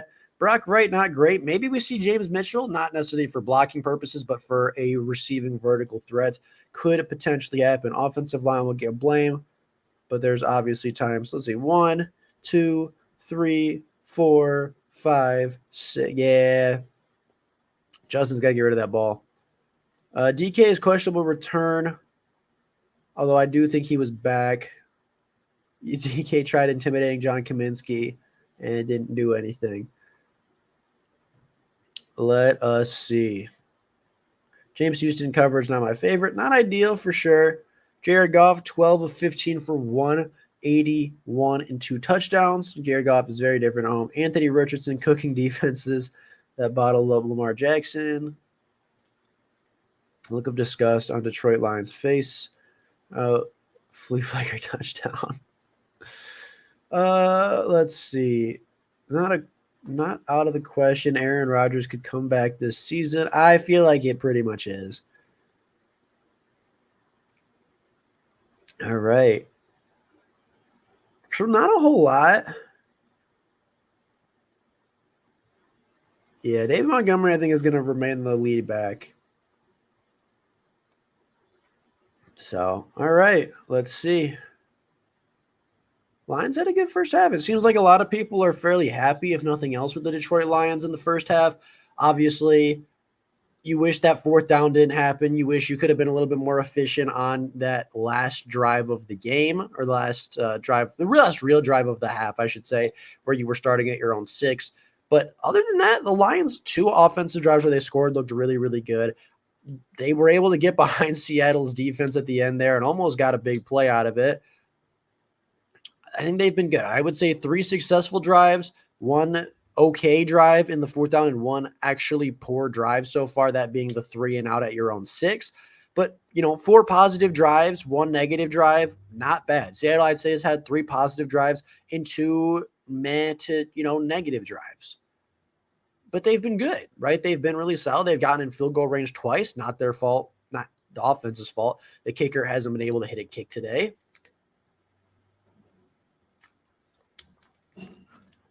I am also a fan that the Lions just went for it. On, last play of the game, what is the worst that happens? You throw a pick on the sideline and they get tackled, or, PI and you get a field goal attempt, or, what happened is big play, but the fumble, obviously not ideal. If Amon-Ra holds on to that, he might score, right? why not take your chance at the end? It's a low risk, high reward play, and the reward there was not astronomical, right? They didn't score, but they got down the field, able to pad some stats a little bit, and honestly, I kind of down for it. So not bad at all. It looks like the second half is going to get underway in just a few minutes. So we will get back to the Gamecast. Everybody else is at half. As are the Lions, but they are coming back any minute now. But yeah, just overall, really, really good things to see by the Detroit Lions. I'm very curious. Anybody in the chat, let me know what you think or how you're feeling about it. This is a great play by Sam Laporta. Sam Laporta, honestly, my initial reaction to that draft pick was not good. I thought Michael Mayer was better. I thought he was a better tight end. I didn't dislike Sam Laporta, but I think Sam Laporta might end up being the best rookie tight end of this class. He is just really good after the catch, really strong soft hands, very fluid after the catch, just really, really good playmaker for the Detroit Lions. I think fits the offense really, really well. And we'll read a couple more just in case. Need points. Yeah, I agree. CJ, you just have to be better than that. If that was for the roughing, unnecessary roughness, I disagree. I didn't think that was I guess, Grant, I didn't hear the whistle, but that didn't seem like an egregious slam. He just kind of hugged him and fell over. You could do a lot worse than that. So Lions kickoff is going to be a touchback. They're going to start at their own 25-yard line. Jared Goff and company will retake the field. I don't care how we win. I just need the Detroit Lions to win this football game. Keep running the ball. Uh-oh. No. That's awful. That's awful. We can't have that. No. That is not good at all. David Montgomery fumbles the ball, recovered by the Seattle Seahawks, putting them in position to score in just outside the red zone. That's not good. That's the mistakes the Detroit Lions are making that is going to keep them from being successful this season. Obviously, Seattle's still a very good, strong opponent, but you can't have that. You can't have that if you're the Detroit Lions. Handoff is clean. Just gets stripped. Man, that is really, really unfortunate, especially now that they're down at the 3-yard line. David Montgomery's got to protect the ball better. Has to protect the ball. Handoff was clean. It popped out. Penny still had a chance at it, but definitely not on him. And Seattle is going to walk in for a touchdown to tie up this game. So tied essentially at the half. And the Detroit Lions are going to take the football back. Outside of the turnover, they looked really good. Hopefully their confidence isn't too crashed by that. But that is certainly deflating for a football team that just had a 7-point lead coming out of the half. Right? That's not how you execute. Tight end, 2 wide open. And, of course, Kenneth Walker walks right in. Very much not ideal. That's just bad by the Detroit Lions. I'll be honest. That is just poor football, poor play. And, granted, good thing we're tied. It's obviously still a 1-score game. The Lions can take the lead, but they got to be better. That's a great play by Kenneth Walker. That was a really, really impressive play by Kenneth Walker. But, yeah, not much else to say other than that. They got to be better. Have got to be better. Hopefully the energy is not taken out of the building just yet. It's a tie game, third quarter, versus a very strong football team. Man, we squandered an opportunity for sure. We squandered an opportunity, and that sucks. That's deflating, but we're back on the football field. We will see what happens. That's just not good for us. Not good by them, not good for us. But we'll get a chance back to get the football. David just got to hold on to the football a little better, man. He's been super efficient today, really, really good for us, but obviously that play is a little deflating. Is a little bit deflating for sure. So we will see. Great play by Seattle. Great way to respond out of the half. It is a tie ball game, and we are going to start this thing over once again. That really, really sucks, though. So unfortunate. So 14-16 in the third. Only a couple seconds ticked away. Lions turn the football over. It's going to be big how they respond. It's going to be really big how they respond. Jared Goff should not have lost any confidence there. Ben Johnson hopefully didn't lose confidence in his running back. Hopefully he sticks with the rushing attack. Hopefully even he goes right back to David Montgomery and he breaks off a big play or two, because the Lions they need to finish a little bit better. They're getting in good positions. They're putting themselves in advantageous opportunities. They just aren't finishing. They're not finishing sacks. They're not finishing plays in the air. They're not finishing runs. They're not finishing drives. Like, they just need to be better. And we'll see what happens. We'll see if they can do it. But Seattle's defense is really solid, actually. I know they're not stopping the run very well, but their secondary is good, and Jared Goff looks really good against them. So we'll see what happens. Touchback. The Lions, essentially everything's 0-0 again. Essentially everything is good to go. So we're moving on from it. We're moving forward. And, we're still, I think, looking pretty good so far. 14-14 essentially at the half. But, yeah, that's your one turnover. That's the costly one. Maybe that was, karma from the end of the half. But it's going to be a big test to see if the Lions can overcome it. And there you go. Big play right off the bat. Probably a play action to David Montgomery, hopefully. And big play by Amon-Ra St. Brown over the middle. Catches it this time and holds on to it throughout the play. So Lions big play all the way back into Seattle territory. One time. Jared Goff 13 for 16, 207. And that's got to put some life back. The Lions survived okay in the first half. Yeah, I thought they were okay.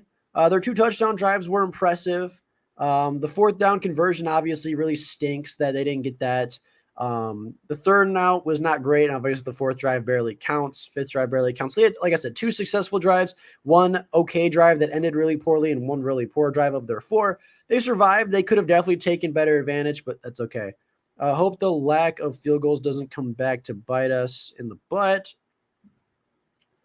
Yeah, I mean, even if he held on to it, there was 2 seconds left. Like, by the time he caught the ball, the clock was over anyway, so it wouldn't have mattered. It was touchdown or half at that point.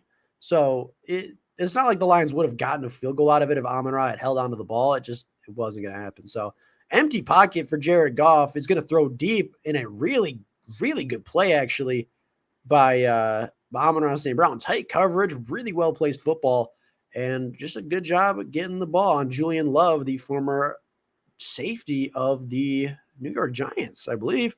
So, yeah, wow, he even got a hand on that. Just strong hands by Amon-Ra, bringing that back into his body. Real confident throw by Jared Goff, and really, really strong catch by Amon-Ra St. Brown. So, 1st and 10 for the Detroit Lions. Laporta is in motion. Gets set. 8 seconds left on the clock. Brock Wright comes in motion. Ball is handed off to David Montgomery off the tackle. Big gain. 14, 15 yards there.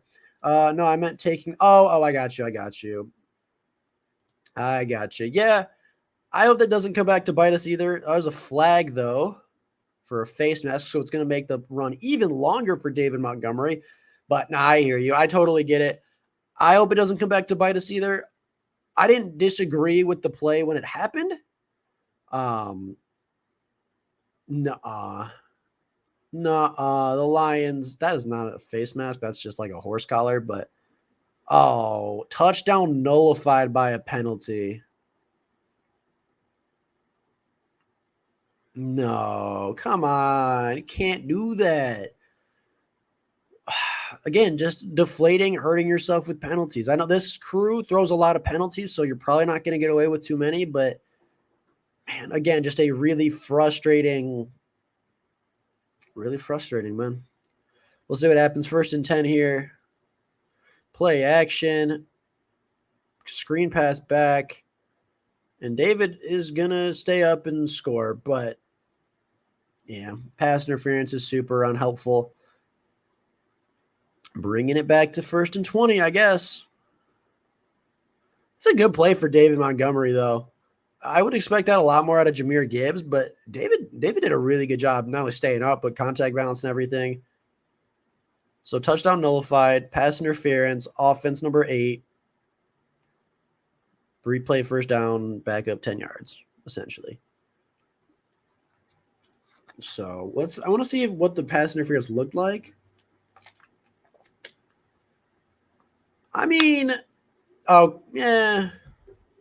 He just kind of ran into him, though. Like, that's, I don't know. He didn't, like, actively block him down the field. Like, he just kind of bumped into him a little bit and even fell over. So, hey, 1st and 20, we'll see if the Lions can recover. If nothing else, they're still relatively in field goal range. So we have a wildcat with David Montgomery, Jahmyr Gibbs, and Amon-Ra St. Brown. That was a wild play. That's something for sure. I kind of like that formation. Hold on. Hold up a second. That was kind of crazy. I kind of like that. Obviously, it didn't work, right? I picked you 1 down, but I kind of liked that. So Julian Love is holding on to Josh Reynolds. I don't know. Maybe it's because I'm biased. I don't like that call. I disagree with it. Gibbs and Montgomery are both on the field at the same time. Getting a little bit more creative with that. Pickup. Yep. Catch not first down, but big pickup by St. Brown. Ooh, who looks like he is cramping or has a little bit of an injury. Hopefully he is okay.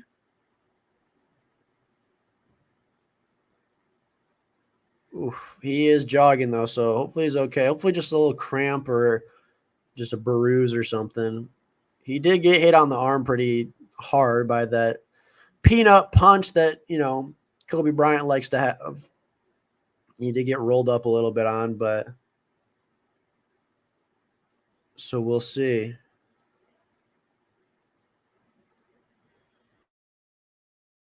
Now field goal, take it. Let's go. Oh my God, no. All right, 3rd and 5. Carry for Montgomery, picks up about 2. I think Amon-Ra is going to be okay. It looks like it was either just a little bit of a cramp or something, but he got up and jogged off the field. He looked fine. But he's coming right back on. So he's fine. We can all take a breath now. He's okay. Amon-Ra is back. He's a tough guy. And I would assume it was just like a calf cramp or something. So I have yet to see any touchdown because the stream keeps freezing for me. So it's 4th and 3. I want to know what is happening, guys. Why can't it just every single crucial play, the stream pauses? I hate it. Like, can we just have one nice thing today, please?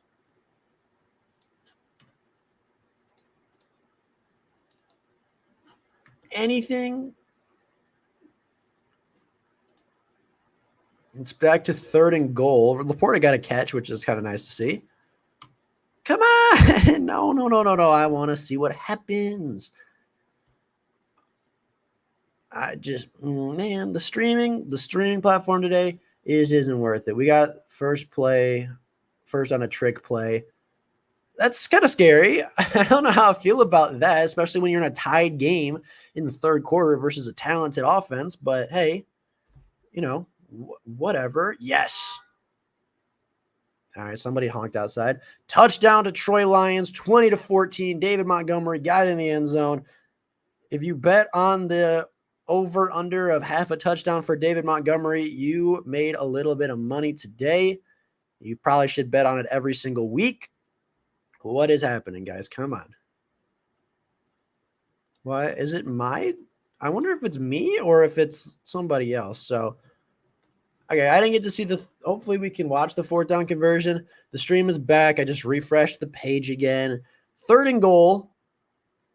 We'll see what happens here. I want to see the David Montgomery touchdown, if nothing else. 21. Patterson makes it a 7-point game, but still a strong kick through the uprights, which is good to see. I'm going to go find the trick play. I'm going to go find it. Lions have been a little tricky today. All right, Amon-Ra in motion. You have a simple handoff to Montgomery, who walks it right in for the Lions touchdown. I think David Montgomery might hit his career high in touchdowns this year. Really good play, well drawn up, moving the defense around, and of course, cut back, easy walk in, great play. Monty's revenge. Yep, way to go right back at him. I'm glad that they gave him the ball back.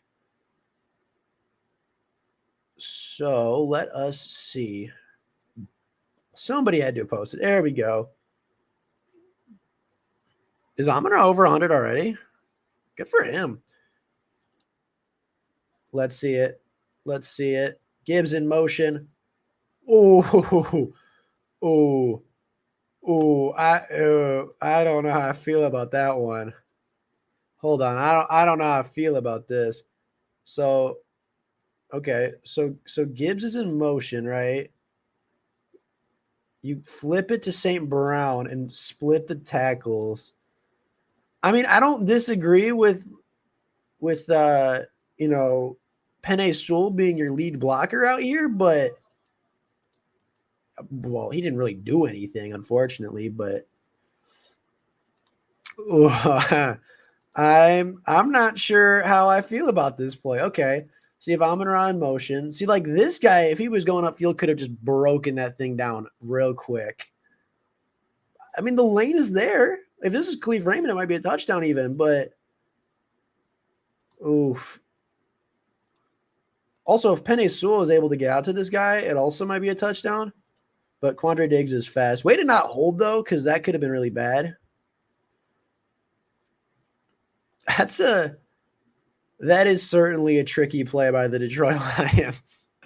Ooh, I think watching that live, I might have had a heart attack. That one would have stressed me out. All right. Well, it worked. The Lions got a touchdown. They're up 21-14. They 1 for 2 in this drive, touchdowns to turnovers. They have one of each this half. Not perfect, but not bad. So even knowing that they got that, watching it back was not fun.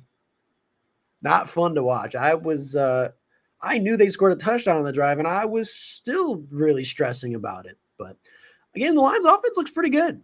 The Lions offense continues to move. I think they've only had a couple negative plays on the entire day, including the turnovers. So, I mean, they're moving against a strong defense. EJ Dallas is going to take it out to the 32. Good return for him. Short kick for some reason. I don't know if they just didn't get enough on it or what happened, but yeah.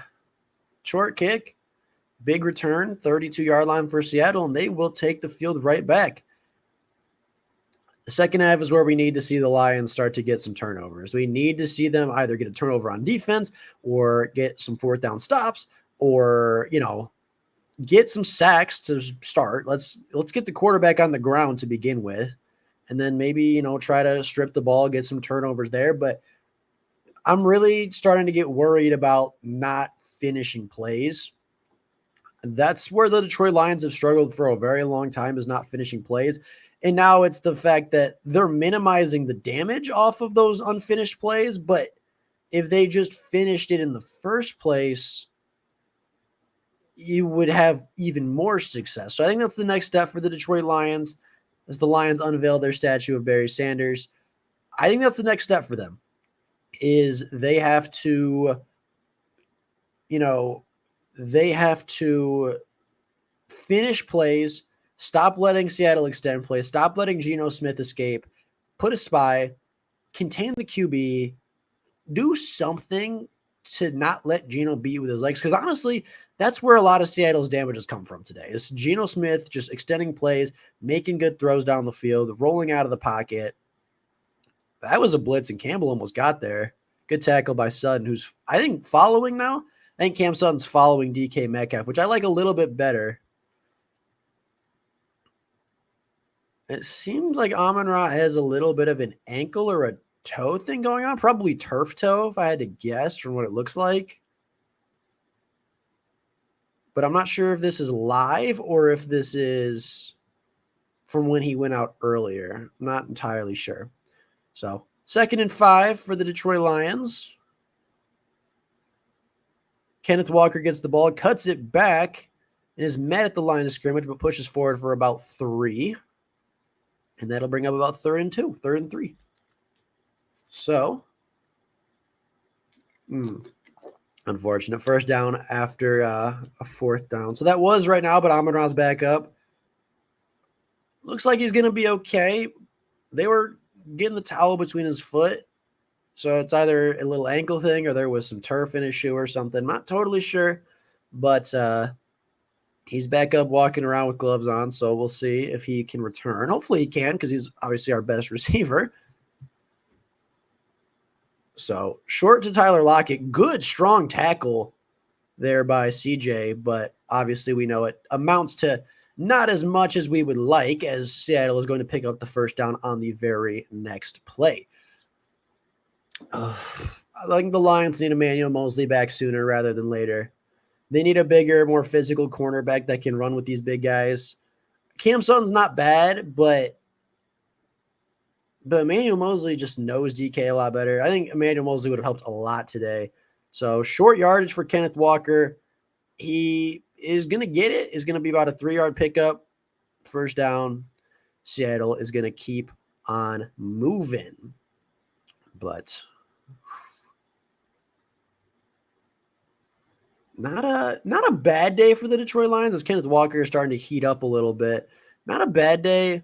Just not a great day for the Detroit Lions. They're still, it looks like they're not holding back, but it looks like they're just not totally comfortable with everything on defense. Oh, that's a great blitz. Jerry Jacobs has to make that tackle, though, as Jack Campbell actually is matched up versus DK on that one. Ends up making the strong tackle. But again, that's a play where it's a good play call. Your cornerback's right there. He has to make the play, has to make that tackle. And you just can't afford to miss that. He has 8 pressures already on 24 dropbacks. How are we not finishing plays as Kenneth Walker makes another good play up the middle for Seattle? That's the biggest Achilles heel of this Detroit Lions team right now, is they're not finishing plays.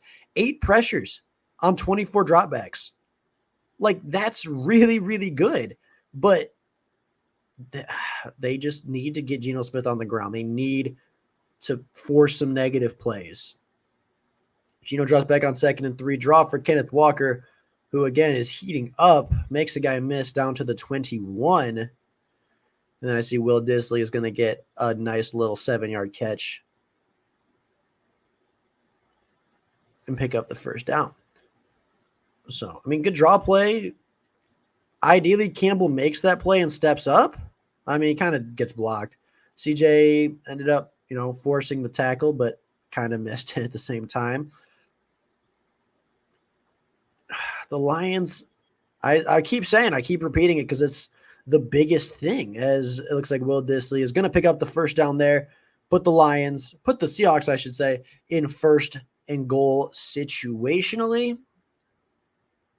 The Lions aren't playing bad. I mean, again, I feel like I'm being negative about the Detroit Lions, like they aren't playing a playoff caliber team, but it feels like this game could be 28-7.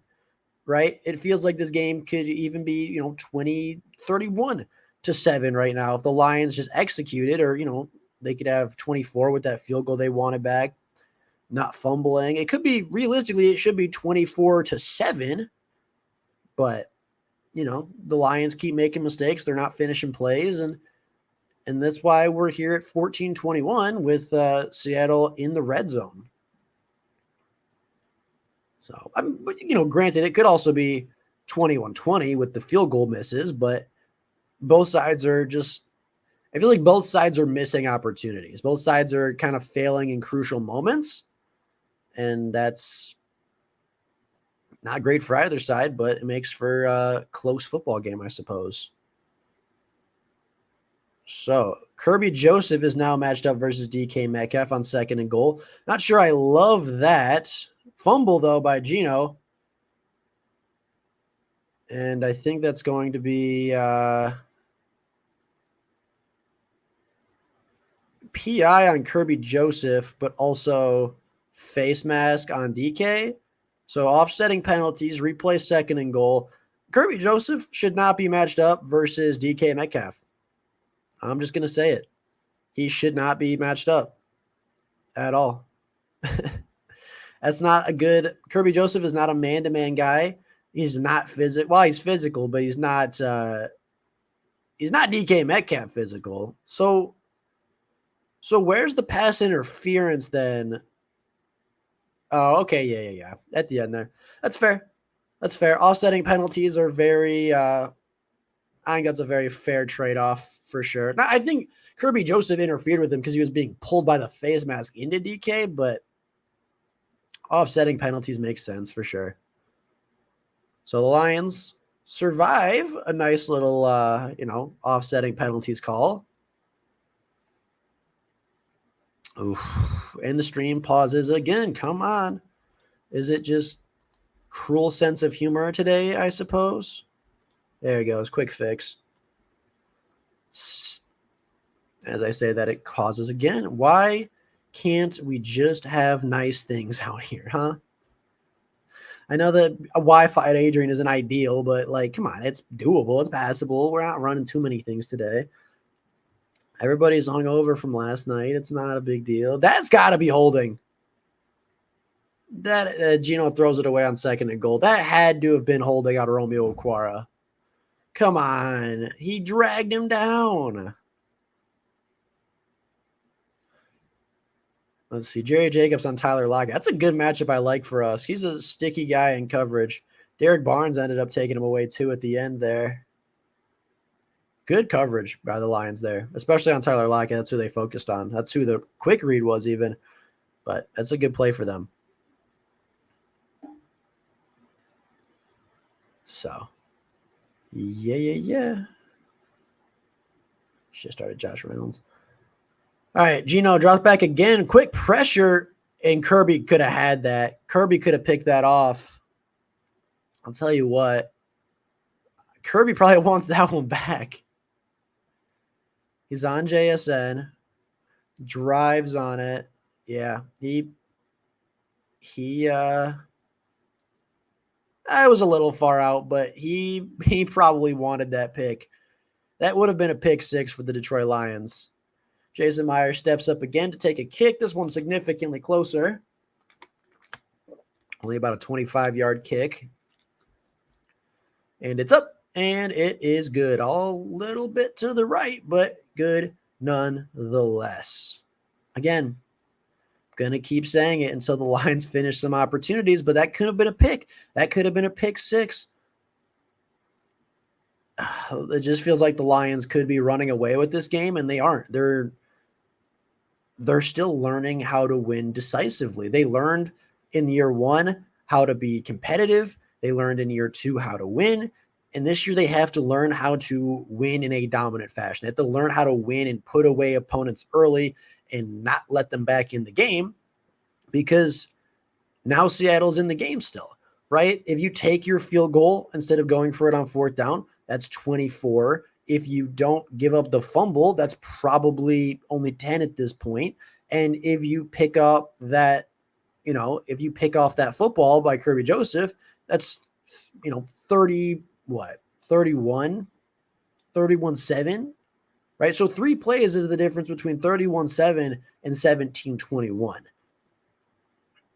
Big differences. The Lions, they just have to learn how to finish. They just do.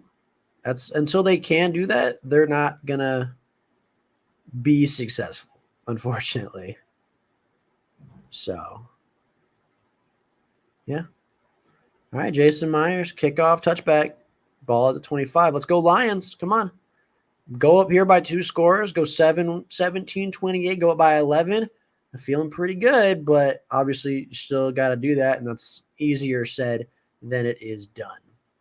So we shall see what is going to happen. But it's not bad football. It's just not great football. It's not consistent football. And that's what we're really missing right now is just a consistent football matchup. We're just missing it. So I think Charles Cross being out today is big. Reek Woolen being questionable to return is big for the Detroit Lions, although they were still moving the ball with him on the field. I can't wait for this guy to get back. I can't wait for Khalil Dorsey to get back on special teams, although he's going to be waiting a couple weeks. I know the Lions are missing Josh Pascal a little bit today. Hopefully Broderick Martin can get some time soon. I know he's kind of a raw player, and we drafted him probably to redshirt him, but hopefully he can play. It's just kind of, up in the air as to what's going on. So we shall see. But kickoff, Lions are up by 4, and a good start to the drive by David Montgomery. Did I miss a play? I think I did. But so Lions will take the field. Looks like they're going to pick up a first down early, although I'm not sure how 7 yards picks you up a first down. But we will see. They must have picked up a good chunk on the first play as well. Yeah, so Lions currently at a 75% chance of winning, but that doesn't mean a whole lot. St. Brown is back out there, 6 targets, 6 catches, 102 yards. Excuse me. And on 1st and 10 at their own 25, Montgomery is going to get the ball up the middle, pick up about 4, 5, which is a good start for them. And, they're going to keep chugging along. Jahmyr Gibbs has not been as effective as I think a lot of us would have liked to see. But also, Seattle has some strong linebackers. I think Jahmyr Gibbs has matched up really well I think he's had some strong matchups versus both linebackers. Nick Bolton is a top 10 linebacker in the NFL, and Seattle has a strong core as well. So that's a good catch by David. Great catch, great play.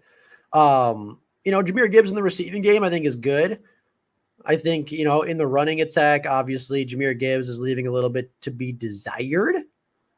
But at the same time, he's playing against some good linebackers. They're getting out to the edge really well. I think Jahmyr Gibbs looks, good. He's making people miss. It's just that, teams are rallying to the ball really well. And it's going to be one of those things where, you're going to have to, one missed assignment and he's gone, but, they're just playing really sound football at the moment. So Jahmyr Gibbs off tackle. Again, he's going to pick up a nice, 1-2 hard-fought yards, but just isn't as efficient as we need him to be. Especially if David Montgomery is hurt. It looks like he twisted his ankle pretty bad on that reception. So 2nd and 8 for the Detroit Lions. Jahmyr Gibbs has 28 total yards so far. I believe a couple extra after this one. But out of the backfield, Jahmyr Gibbs looks really dangerous. As a rusher, not as much. See, that's a great route ran. I wish you would have picked up the first down, but, good separation versus a strong linebacker. And the Lions go for it on 4th and turn the ball over again. This is what's going to be the downfall of the Lions if they can't win this game. Is 2 failed 4th down conversions and, not finishing plays. Man, obviously they're still winning and hopefully the defense can step up, but just can't do that. Give Jahmyr up the middle and, Bobby Wagner makes the tackle because he's Bobby Wagner. He's still a good football player. So it's 4th down. And they're going to go for it, and they're going to fail. I would have kind of preferred that they punt, honestly. I would have preferred that they just punt the football away and pin Seattle back, right? You have the lead. I don't mind being aggressive. Just when your best short yardage guy is not on the field, why go for it? Although that's got to be pass interference, right? It got to be. Like, he completely tackled him before the ball got there. What the hell? Good blitz pickup. But, like, come on. What the? And then he tackled Jared Goff late. Dude, that's pass interference every day of the week. What do you mean? What? That is PI every single time. That doesn't make any sense. What the heck? That's incredible. That's crazy to me. Unlucky for the Lions. They missed a bad call again, but that is life in the 3-1-3, I suppose. Super unlucky for the Lions. That 4th down conversion probably should have happened. Oh, man. That's just really, really unfortunate. That's crazy. That's absolutely wild.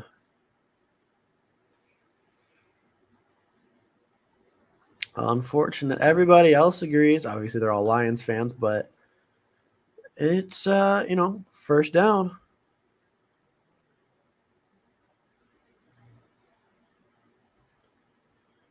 First down, Seattle. Penalty, though, is going to bring them back. False start from Phil Haynes, the guard. So that's a good start for the Lions.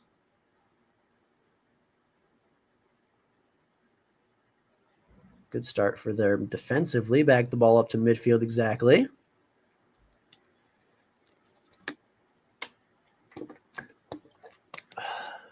But, man, I think the Lions need to stop here. They need either to stop them with a field goal or they need a turnover or something. They cannot allow a touchdown here. They cannot allow Seattle to come back, score on them. They just can't. They can't allow it. They just can't. I think this is the biggest drive for the game for the Lions right now. Biggest drive defensively for the game. And when they get the ball back, it's a big drive offensively to put points back up on the board. Every single time the Lions have been tied or losing, the offense looks great. Every time the offense has been ahead, every time the Lions have been winning, they get kind of stagnant and they turn the football over. So this is a big play. This is a big drive for the Lions, both offensively and this upcoming defensive drive. They need to stop them while they're up, and they need to extend the lead while, they're winning. There's no way this isn't PI, though. I mean, come on.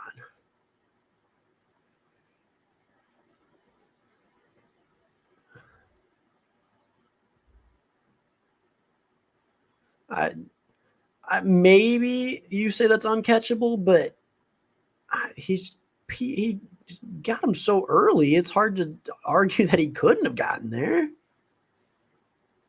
I don't know, man.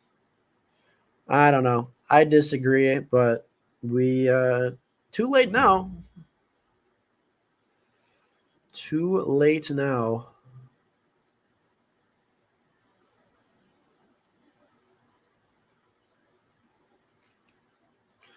I guess we will see. So, 2nd and 6, end of the 3rd quarter. We'll take a look at the stat update here. Jared Goff still having a good game, 18 for 22, 242, and 2 touchdowns. David Montgomery has 1 fumble, but has 16 for 67 and a score on the ground, while Jahmyr Gibbs is only 6 of 9, but is contributing a little bit more in the receiving game. The Lions have let up a little bit more in the second half, currently 19 for 52, 2.7 yards, and 2 touchdowns through the ground. None through the air, but have been several big plays through the air. DK has 4 for 54. Tyler has 5 for 38. Fan has 2 for 35. And Njigba has 4 for 28. Amon-Ra St. Brown is the Lions' leading receiver, 6 for 102. Reynolds, of course, 2 for 42 and a touchdown. Raymond, 1 for 36 and a touchdown. Raymond, I think, needs to get used a little bit more. he is a really good deep threat guy, and we're not testing him a whole lot. Jahmyr Gibbs, obviously 4 for 25 isn't bad, but as a running back, you want him to have a little bit more. Kirby Joseph as a pass defended, first one of the day, I believe, for the Lions. And that is where we sit, 17-21, end of the third. Seattle won that quarter, and but the Lions are officially up right now. I think the Lions need at least one, if not two more scores to put this thing away.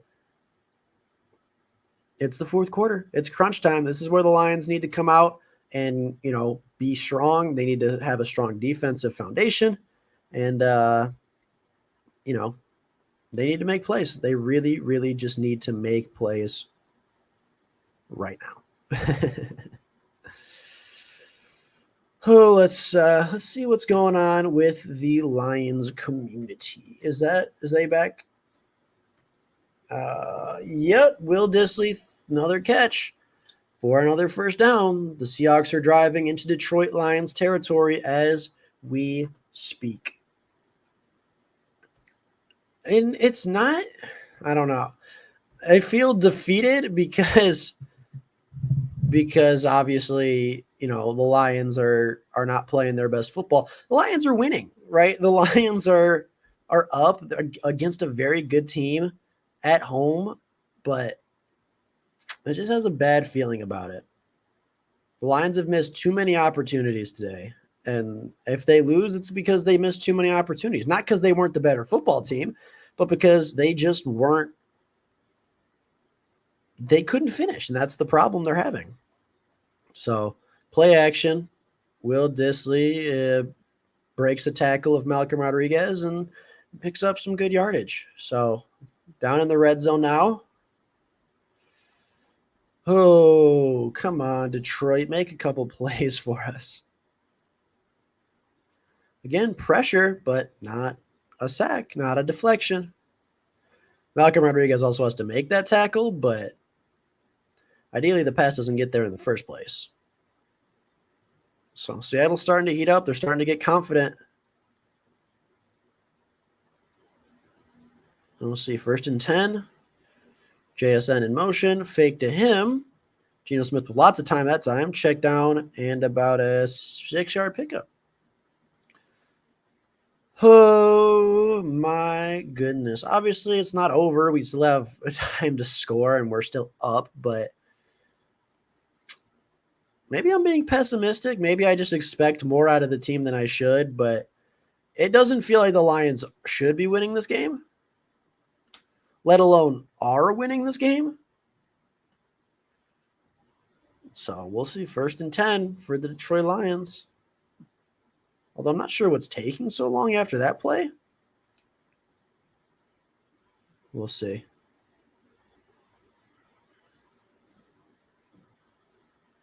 Okay, there we go. There's an intentional grounding situation for the Lions. That's all right. That's better.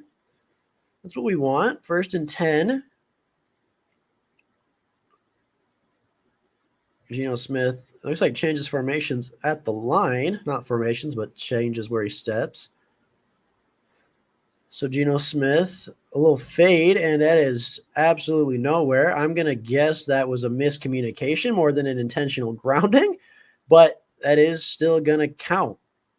David Montgomery has ice on his knee and is officially going back to the locker room. That is not good for the Detroit Lions as they pick up 15 yards on a Geno Smith scramble. It's almost like Geno Smith can hurt us with his legs.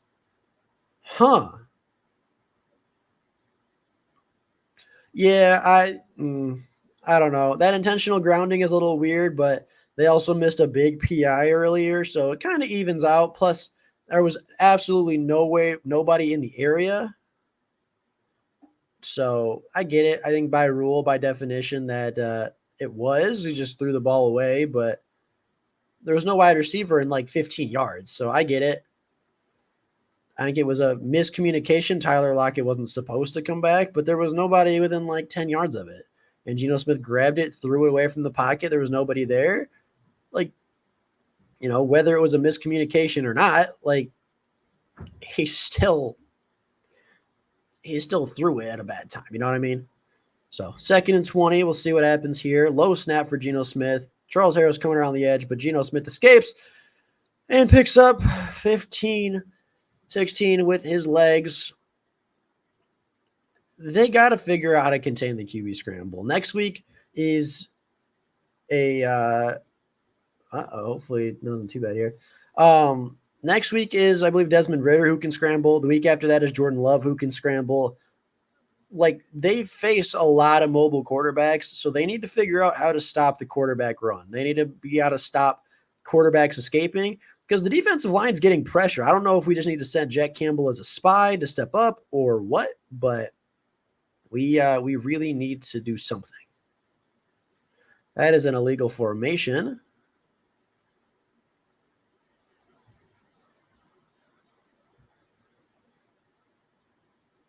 Stepping back to 3rd and 10.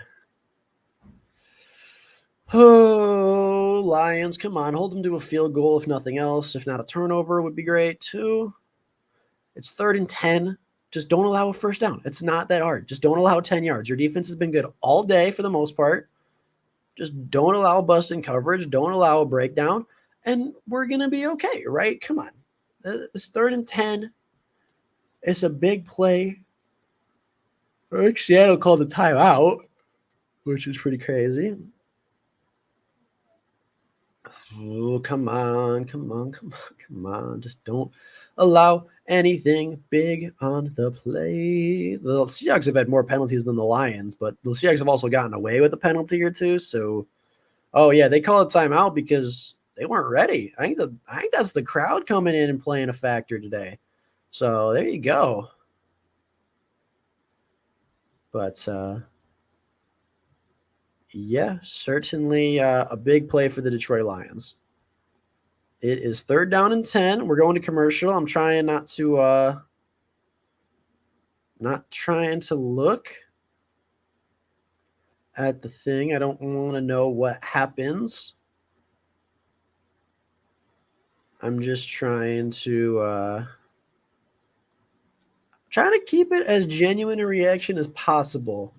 We'll even go over here until we see the play. Let's see. In what world? Yeah, that was pass interference, man. That was just crazy. I don't know how you can say that wasn't PI, because if nothing else, Josh Reynolds has at least another step or two and can jump and lunge for it. There's just no way.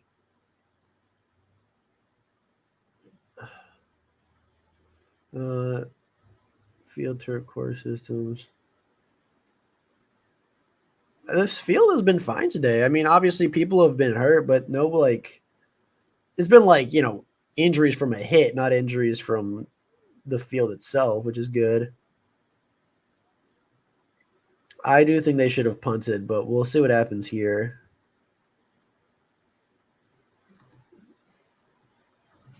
Man, I want the Lions to just win.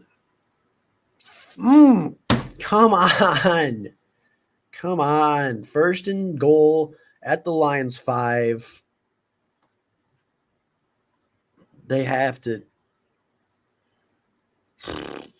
It's so frustrating. It's so incredibly frustrating that the Detroit Lions can't get stops on big downs. They can't do it. And they need to do it. They absolutely should have punted. 100% should have punted the football. So we'll see what can happen here. We'll see if the Lions can force a turnover, force a stop. Maybe we get lucky and they miss another field goal. I don't know, but it's not that the defense is bad. It's not that the offense is bad. They're not taking advantage of opportunities, and that's what separates good teams from great teams. That's what made the Vikings really good last year, and that's what made the Lions not so good in the first half and better in the second half. Right? Finishing plays, finishing opportunities. But how does that happen? How do you have that far off coverage that Tyler Lockett has 5 yards of separation on a 3rd and 10? Right? Why are you backing up that far past the first down marker, back into the end zone? It's just poor coverage. It's poor coaching. It's just not good. And the Seahawks score a touchdown again, taking a 23-21 lead. All the momentum is with Seattle right now. All of it. Our best running back is out. Our defense is, giving up big, crucial plays. All of momentum is with Seattle right now. And Dan Campbell has to win it back. He has to get the momentum back on the Lions side right now. This drive is incredibly important. This drive is absolutely crucial. They can take the lead. They can take a 28-24 lead, make a defensive stand. They can still win this game. 100% they can win this game. But it's just really frustrating that the Lions have had so many opportunities to put this game away, and they just can't seem to do it. Jerry Jacobs has really struggled today. Really, really struggled today. He has just not been great in off coverage. He's tackling fine, but maybe he should have stuck with the 39. Like, that's not awful coverage. It's just not. It's just an unlucky day for Jerry Jacobs, I suppose. It's deflating. It is really, really deflating for sure.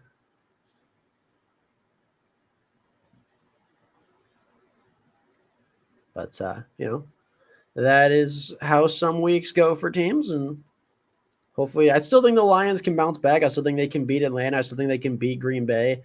They can win this game for sure. Yeah, that's why I told everybody all week not to underestimate the Seattle Seahawks because they're a good football team. They bounce back. They very rarely lose 2 in a row. And it might have even been better if they had won last week, to be honest. So we have time.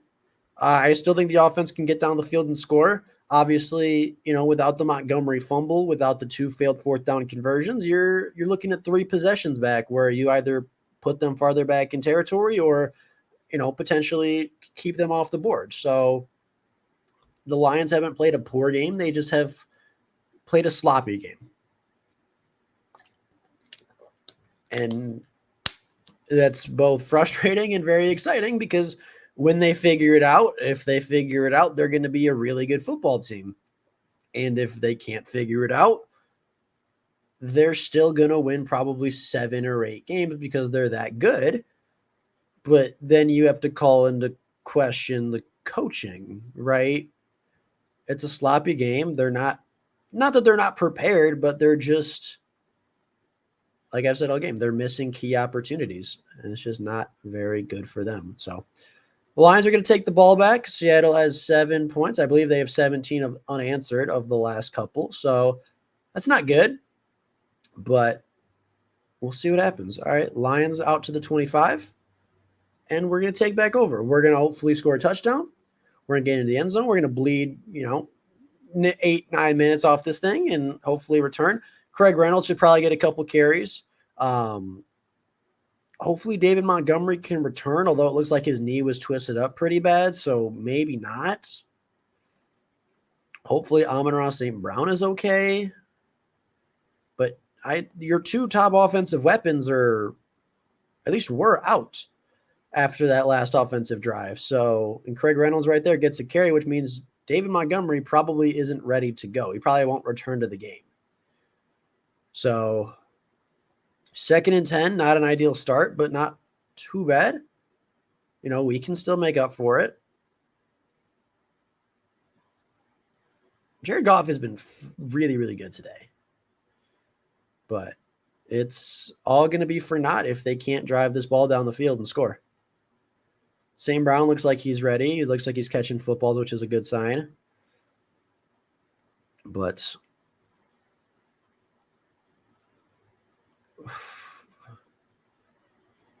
it is, we're going to find out.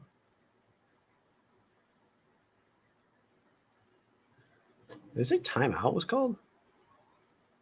He did, but I don't know who called a timeout. I don't know who would have.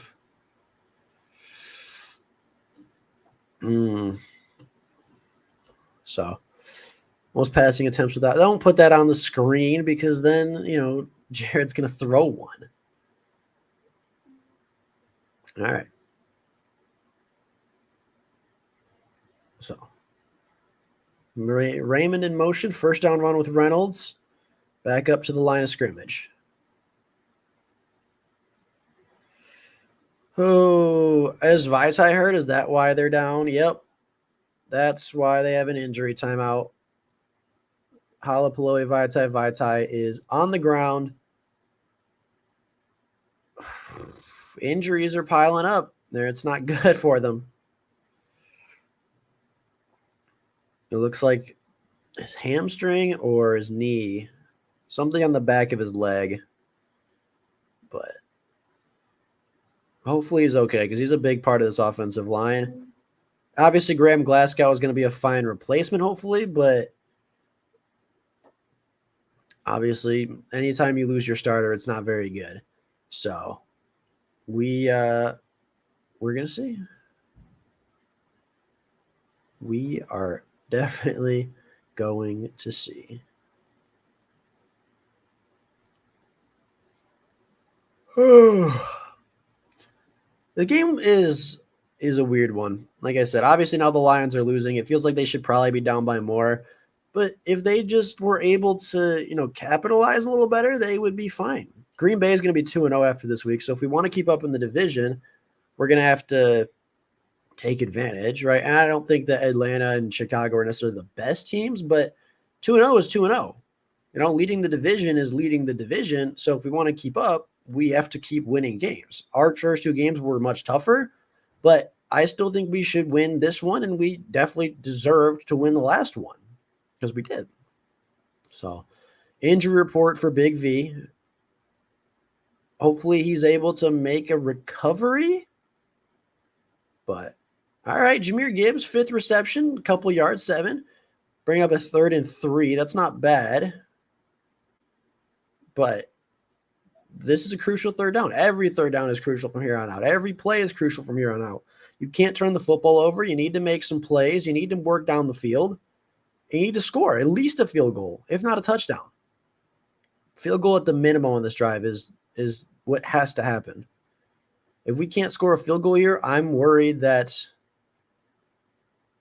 we won't be able to. Every time a Seattle Seahawks defender pops up, I get worried that we turn the football over. But Josh Reynolds picks up first down, 8 yards, tackled by Love and Quandre Diggs, which is good. But yeah, Craig Reynolds came down right on top of him. Oh, yep. That probably looks like an ankle. Not good. Glasgow is in. Offensive line is down 2 starters with 1 out of position. So not ideal for them. But the Lions do a first down and a fresh set of downs. So we will see. So 2nd and 10 on the screen right now, and the sack comes. Of course it does. Jahmyr Gibbs, nice catch. Pickup, well done. And of course the sack comes right after our offensive line has some rotation, has some injury concerns. Hopefully Ben Johnson can counter it. So 3rd down and 3.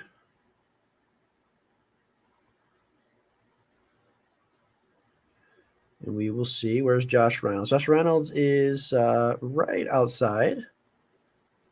There you go. Well done. Good job picking up on 3rd and 3. That's obviously what we needed at the moment. But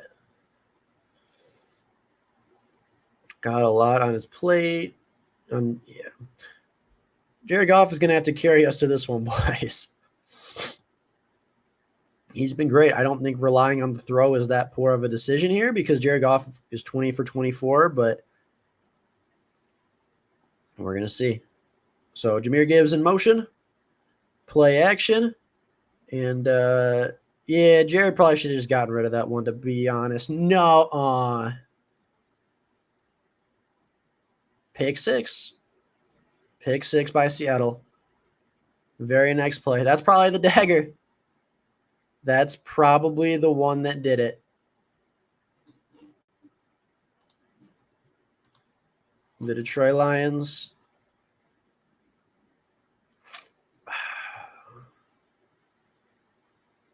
Unfortunate.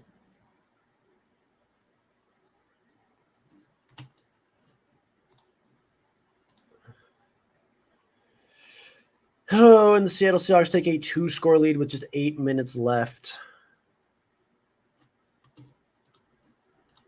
It always happens versus the Seahawks every single time. Every single time.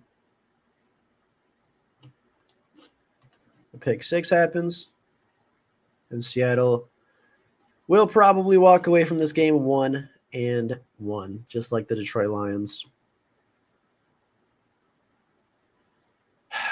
Man, turnovers and fourth down conversions really, really messed us up.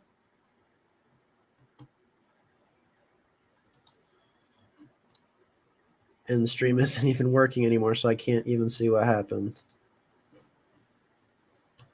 They need to score quick. They need to score within 3 or 4 minutes.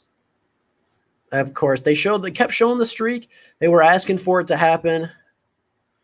What did happen? Jahmyr Gibbs on one of those angle routes again. Oh, he got hit. Yep. That's going to happen when you have 2 backups at the left tackle or right tackle and right guard. That is going to happen. It was Matt Nelson. He was wide open, and Matt Nelson gave up the pressure, gave up the hit, and really gave up the pick 6. Oh, the Lions need to score quick, and they need to get off the field, and they need to score again. Yeah. It was a trap game for sure. It was a trap game. It wasn't Jahmyr's fault. It was Matt Nelson's fault. 3 turnovers, 2 that were super impactful. Yeah. Now that field goal does look like it might come back to hurt us because it could still be a 1-score game. But yeah, without David Montgomery, the Lions are in a little bit of trouble. They can't run the ball as efficiently. I think Zonovan Knight needs to be brought up if they want to, especially if the David Montgomery injury is bad. It's just really, really unfortunate. There you go. First down, though. We got it. Good, quick chunk pickup. That's what we needed for Khalif. Again, I thought Quandre picked that ball off for a second. I was really worried. There you go. Okay. Ooh. Is that a penalty? Yeah. Yep. Add yardage on. That's a big hit by Quandre, though. And it is Demetrius Taylor, I believe. Formerly of the Lions. That used to be his quarterback, but that was a bad hit.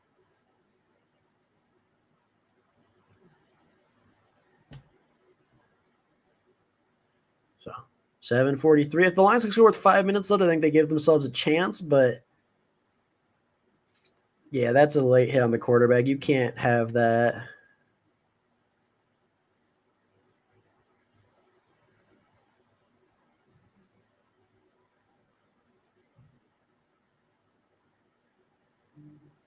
The Lions need some big plays.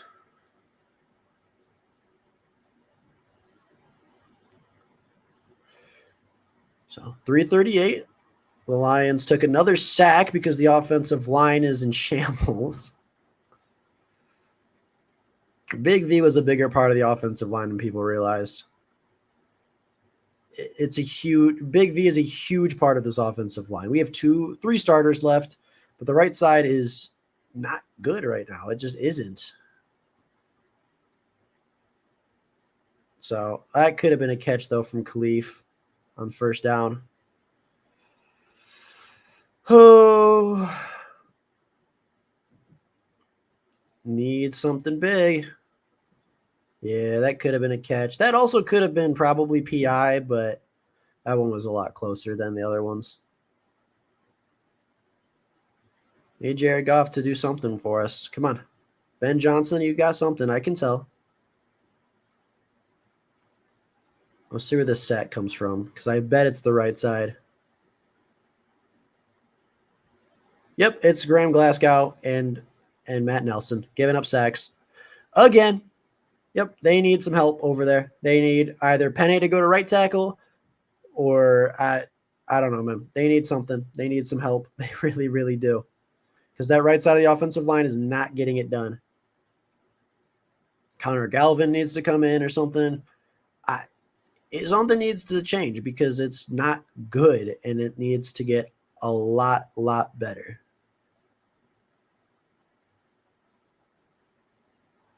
So 3rd and 13. Laporta in motion. He goes out. He's going to catch the ball and stay on his feet and pick up the first down, which is really well done by him. Although the way that pass was designed, I would imagine we're in 4th down territory. You have to be. So great pickup. Great way to stay on your feet and fight through Bobby Wagner of all linebackers. We just need some big plays. We just need some big plays. We need, ideally, for Montgomery to come back, but they're taking a little too long is the problem. Quick screen and breaks the tackle, but is brought down really, really quickly. You're going back to every 2 plays you go backward, you go forward 1, and your gains are bigger than your losses, but it's wasting so much time. Right? You have 5 minutes, you're down by 10. You're going to need an onside kick or a defensive stand, and right now I'm not convinced you can get a defensive stand. So, okay, let's see. 2nd and 12. A nice little 5-yard pickup there. Okay, not bad. Not bad. Brings up 3rd and 9, probably 3rd and 8.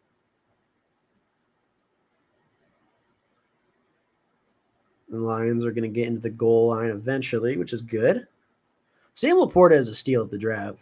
He's really, really good. 3rd and 7, okay. Sam Laporta seems to be the guy. I'm not sure if Amon-Ra's in or not. He hasn't been targeted. I don't think Amon-Ra St. Brown is in right now. I think he's hurt. Jahmyr Gibbs, 1st down rush. There we go. There's a little momentum for the rookie. Got to lean on him a little more, though. Have to lean on him. And they got to score before the 2-minute warning. They have to. Absolutely necessary. So that's a good run. That's kind of a horse collar around the neck, but whatever. It's cool. They have to score, and they have to get the ball back. Jared Goff drops back. Pressure in his face, but is going to deliver to Sam Laporta, who stays on his feet, picks up even more yardage, and takes a shot from Quandre Diggs, but down inside the 10. Would have been awesome if he could have scored that. But touchdown regardless. Okay, there we go. First part is over. Now you got to get the ball back somehow. Sam Laporta is really, really good, guys. So 3 minutes. Okay, so you have essentially 4 timeouts. You can do it. You can stop them. But you're going to have to stop them pretty quick. Yep, Craig Reynolds, quick run, pick up about 2, 3. Okay. Riley Patterson made it. That's important. That's a big field goal made. Whew. My heart is kind of going now. Sam Laporta checks back in with Jahmyr Gibbs.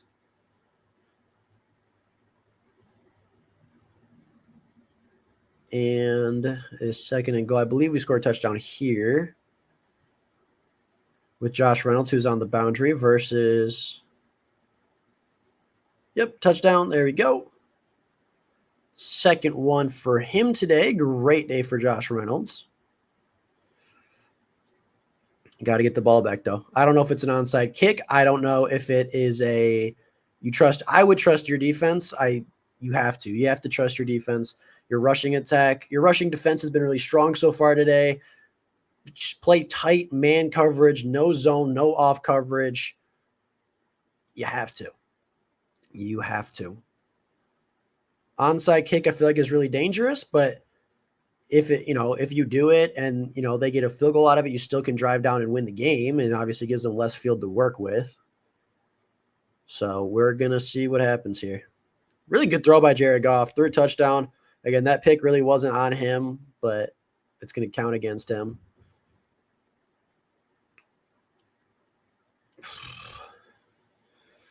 Lions need the ball back. It's a 3-point game.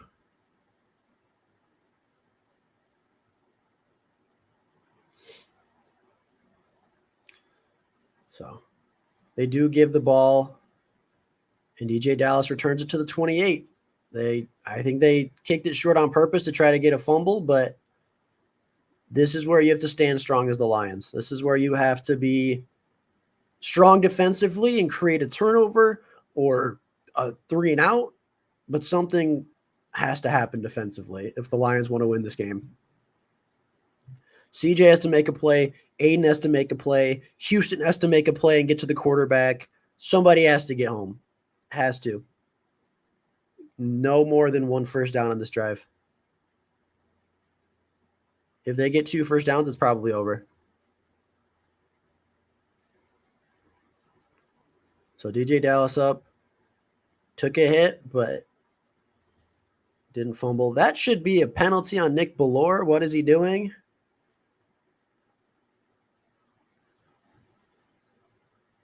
Yeah, get off our sidelines. Come on. We got a game to play.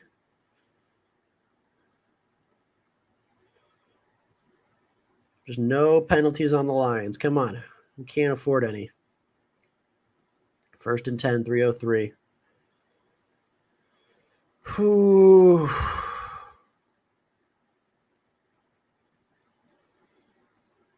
All right.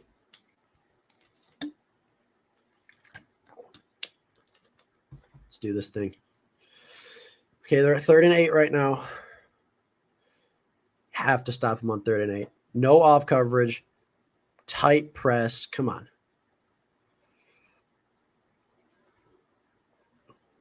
First down with Kenneth Walker. Like, how don't you get to him? How do you not tackle him 5 yards behind the line of scrimmage? They have to finish. Come on, Detroit clawed a little momentum back. We can do this. Oof, I am nervous. My heart is pounding. I need the Lions to win this game. Come on. Starting off 2-0 would be absolutely huge. We know how strong the Lions finish under Dan Campbell in the season. Late in the season, the Lions get really hot under Dan Campbell typically. So if they can get to their bye week 6 by that could have been a pick by Aiden Hutchinson. That could have been such a huge play for them. But if they can get to week 6, week 7 at 3-3 or better, I feel really good about the season. But, Aiden, come on. Okay, that would have been a really tough catch, actually. Great deflection, though. Fantastic deflection by Aiden Hutchinson. 2 minutes, 15 seconds left. Have all 3 timeouts plus the 2-minute warning. And now it's 3rd and 18 for 16 penalty. Offensive pass interference, 10 yards enforced. You cannot give up a 3rd and 18 with the game on the line, essentially. You just can't. You can play off a little bit, but no DB should move past the line of scrimmage, should move past the first down line at all on 3rd and 18. You just should not. So what happens on 3rd and 8 here? So Gino gets the ball, drops back, gets pressure, throws it, and picks up a big first down, wide open, but PI is called, which is really good for the Lions. I'm not sure where the PI comes from, though. Yes! Sack Alex Anzalone all the way back, minus 17 yards, 4th and 35, punt the football away. That is what we needed. That is some energy back. The Lions can go down and score a touchdown here and win the game. They have an opportunity. They should get the football in really good situations, but they obviously have to catch the punt, which is very much needed. Whew, Alex Anzalone gets the first sack of the season, and that is what we needed. That is what we needed. Come on now. I'm excited to watch this now in person. Whew, okay, 3rd and 18. They send a couple guys, I would assume, because Alex is kind of off.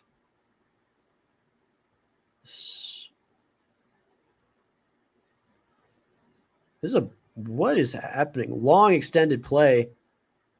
Charles Harris needs to get him on the ground. Alex Anzalone said, I'm going to go get him myself.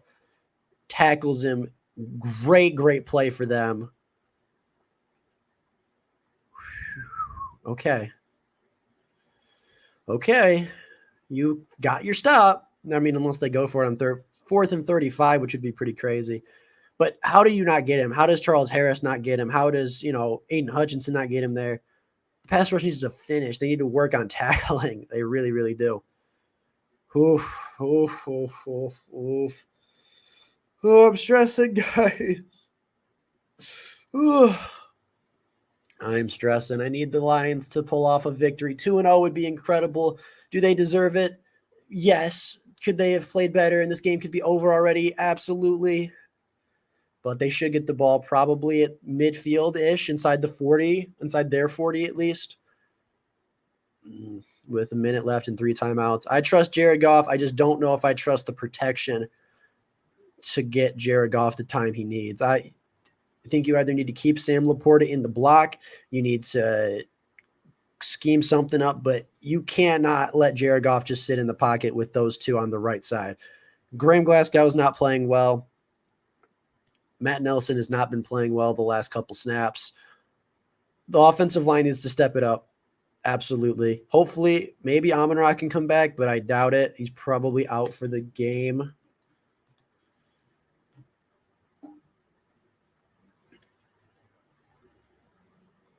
Yeah, mobile quarterbacks are definitely a weakness of this team, and it needs – I don't know how Aaron Glenn's going to address it, but he needs to. Absolutely needs to.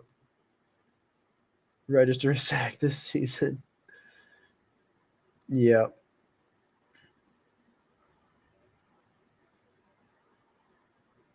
They need it. They need the offense to step up. Offensive line. Jared Goff is 3 touchdowns. The interception, I'd say, partially on him for throwing it, but also the pressure got to him as he was releasing it. He was wide open. Like Jahmyr Gibbs was open for the play. I need Jahmyr Gibbs to step up. I need the offensive line to step up. I need Jared Goff to just be cool under pressure, and we'll be okay.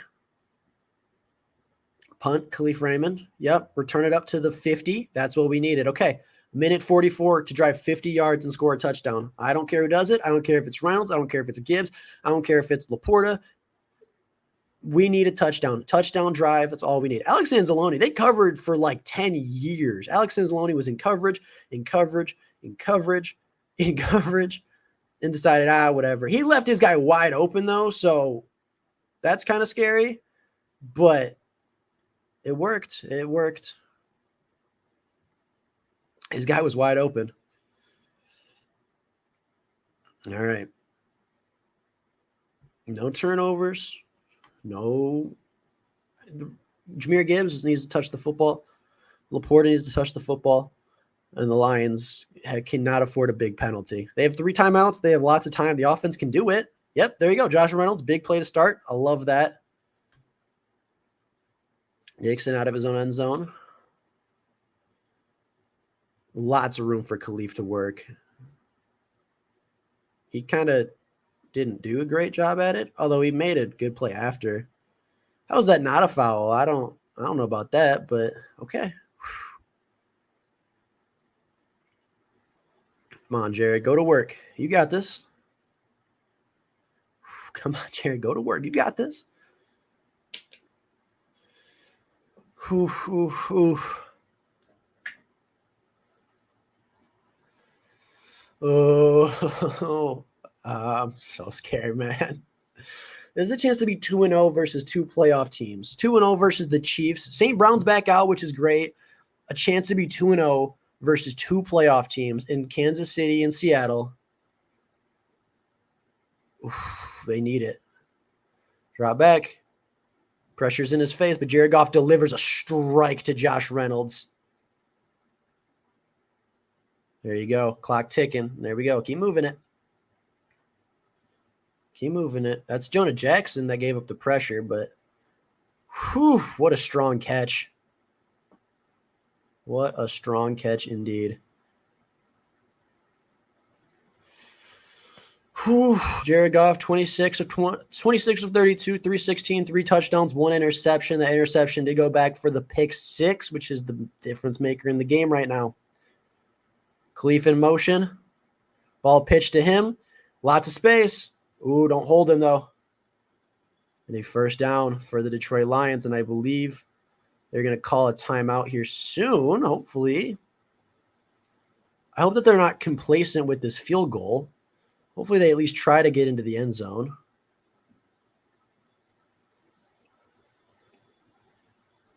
They're wasting a lot of time, which I don't love. They're in field goal range. I'm not worried about them hitting the field goal. Just check it down. That's okay. Timeout. They wasted a lot of seconds. They wasted a lot of time. At this point on 3rd and 7, unless it's wide open, I wouldn't throw it.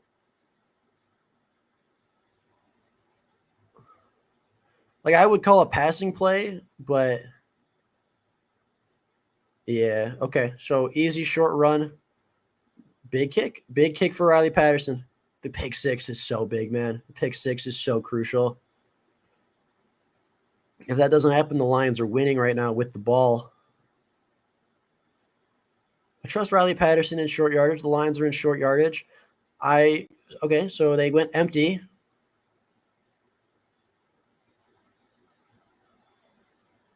All right. Oh, yeah, that's a poor ball by Jared. Jared's got to deliver that. Ooh, okay.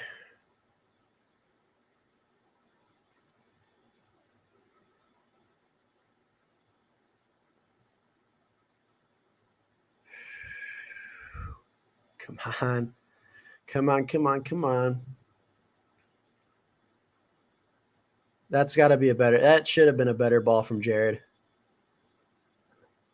No, it was poor. Again, execution thing. All right. Check it down to Gibbs. That's okay. I don't hate that.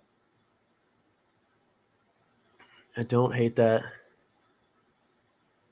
You're going to let the clock wind. You're going to call your timeout. You're going to trust Riley Patterson with the field goal. I trust Riley Patterson from this range. Yes. Okay. Okay. He hit it. He hit it, apparently. There you go. End of the 4th quarter. Tied ball game. We're going to overtime. Whew. They did it. They tied it up. I wish they were maybe a little bit more aggressive at the end, right? They wasted about probably a minute of just in between plays. But they did it. They made it to overtime. They made it. Oof. What did I tell you? Lack of field goal makes you go to OT.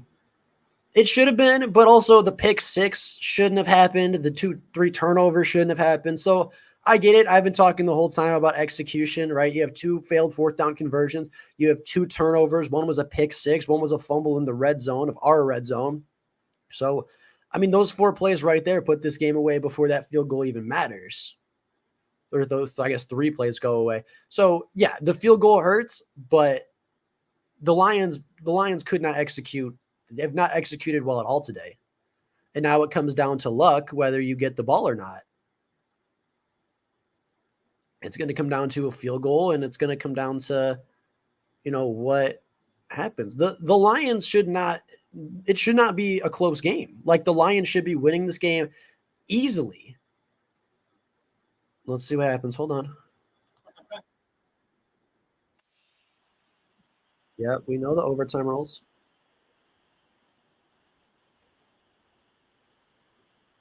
Okay.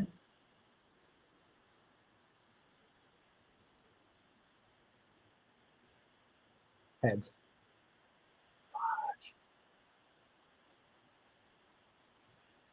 Okay, Seattle gets the ball.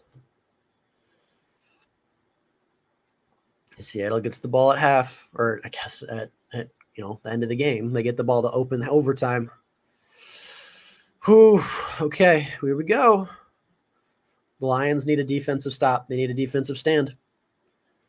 I get it though, man. I totally understand. Lack of execution is crucial, and it cannot. Not that it couldn't be worse, because the Lions executed at the end of the game. They got a sack, they got a field goal, but they could have taken the field goal. They could have not gone for it on the 50. And if those 2 turnovers don't happen, you're probably looking at a Detroit Lions victory.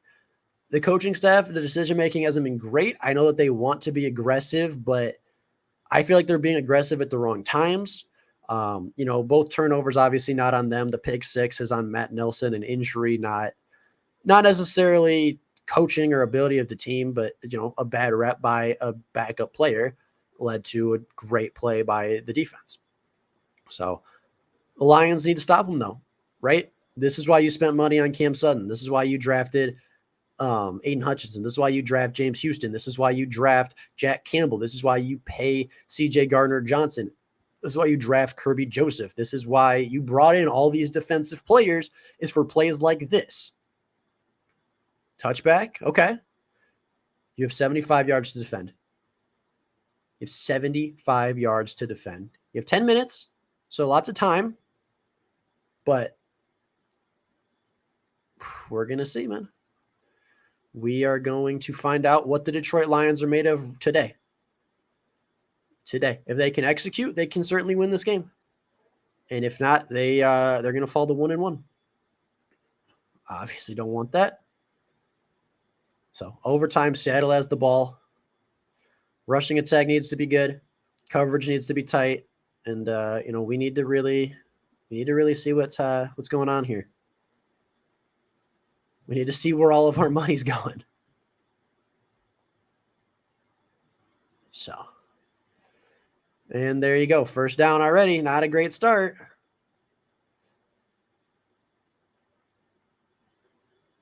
Not a great start, but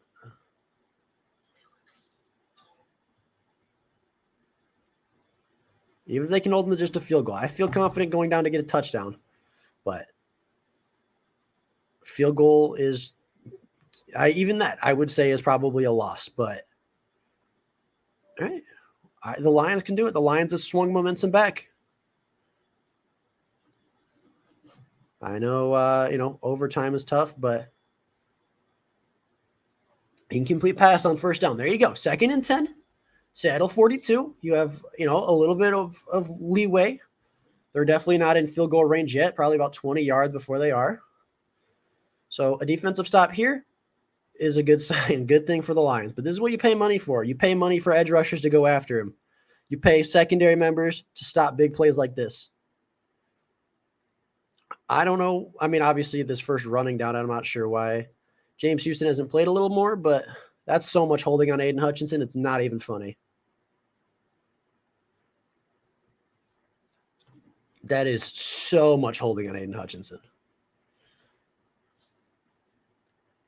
All right. Noah Fant over the middle. Dude, how do you not call that? That's insane. That's a good settle down, though, by Noah Fant. That's a good way to settle in between the zones. That's really smart of him. All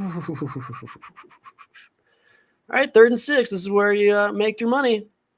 This is where Aaron Glenn dials something up that we need. They're looking for that screen pass to Kenneth Walker, and it didn't work. If it got it, it probably would have been better for the Lions. Okay, 3rd and 6, short pass to Noah Fant. We need to stop here. We need an incompletion. I don't care if it's a poorly thrown ball. I don't care if it's a sack. I don't care what it is. But Jerry Jacobs gets beat over the middle by DK Metcalf, probably putting them in field goal territory. Jerry Jacobs is not having himself a good game today. Not having himself a good game at all. A field goal is the bare minimum. You have to get a field goal. Oh.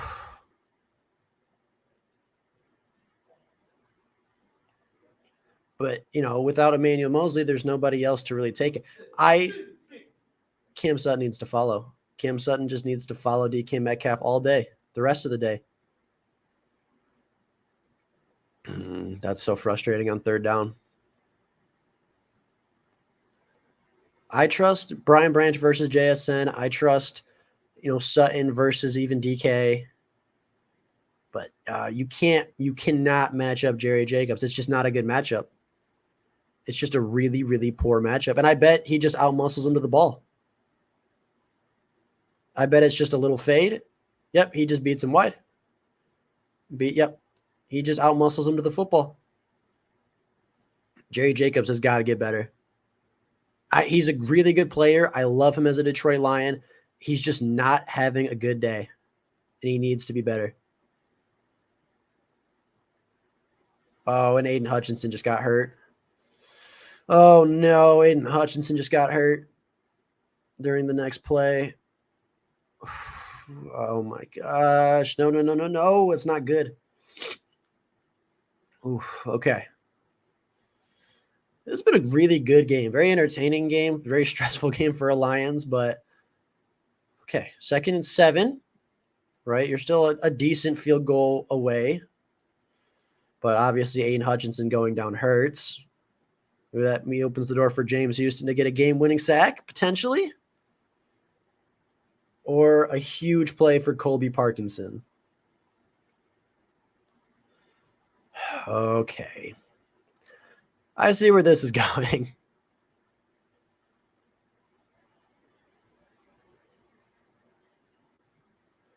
I can see where this is going.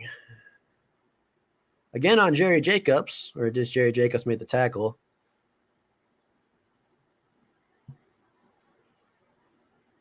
Ooh, yeah, he just got Aiden Hutchinson good on the arm. Oh, come on. Lion, a field goal. A field goal is all we need. At this point, I feel like escaping with a tie is probably a good thing. They just cannot allow a touchdown. Any kind of big play here. Why are you sending 5? I don't like that you're sending 5. That's a bad idea.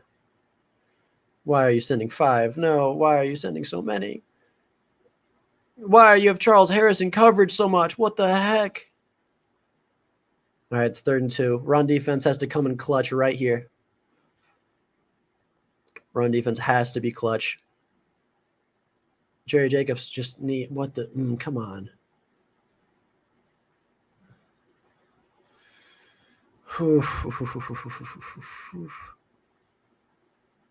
Run defense has to do it here.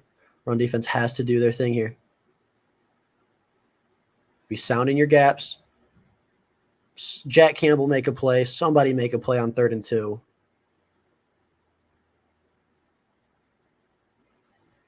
You just have to. Come on.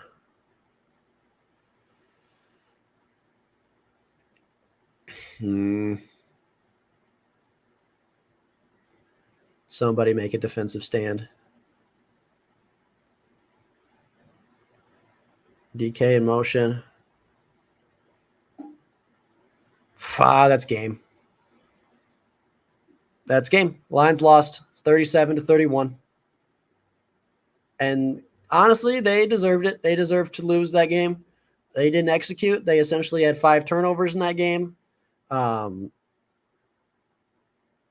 Seattle wins on a walk-off touchdown. Tyler Lockett, 6 yards. And I bet it was on Jerry Jacobs. That is so frustrating, man. That is just Really, really frustrating for the Detroit Lions. Who's on Tyler Lockett?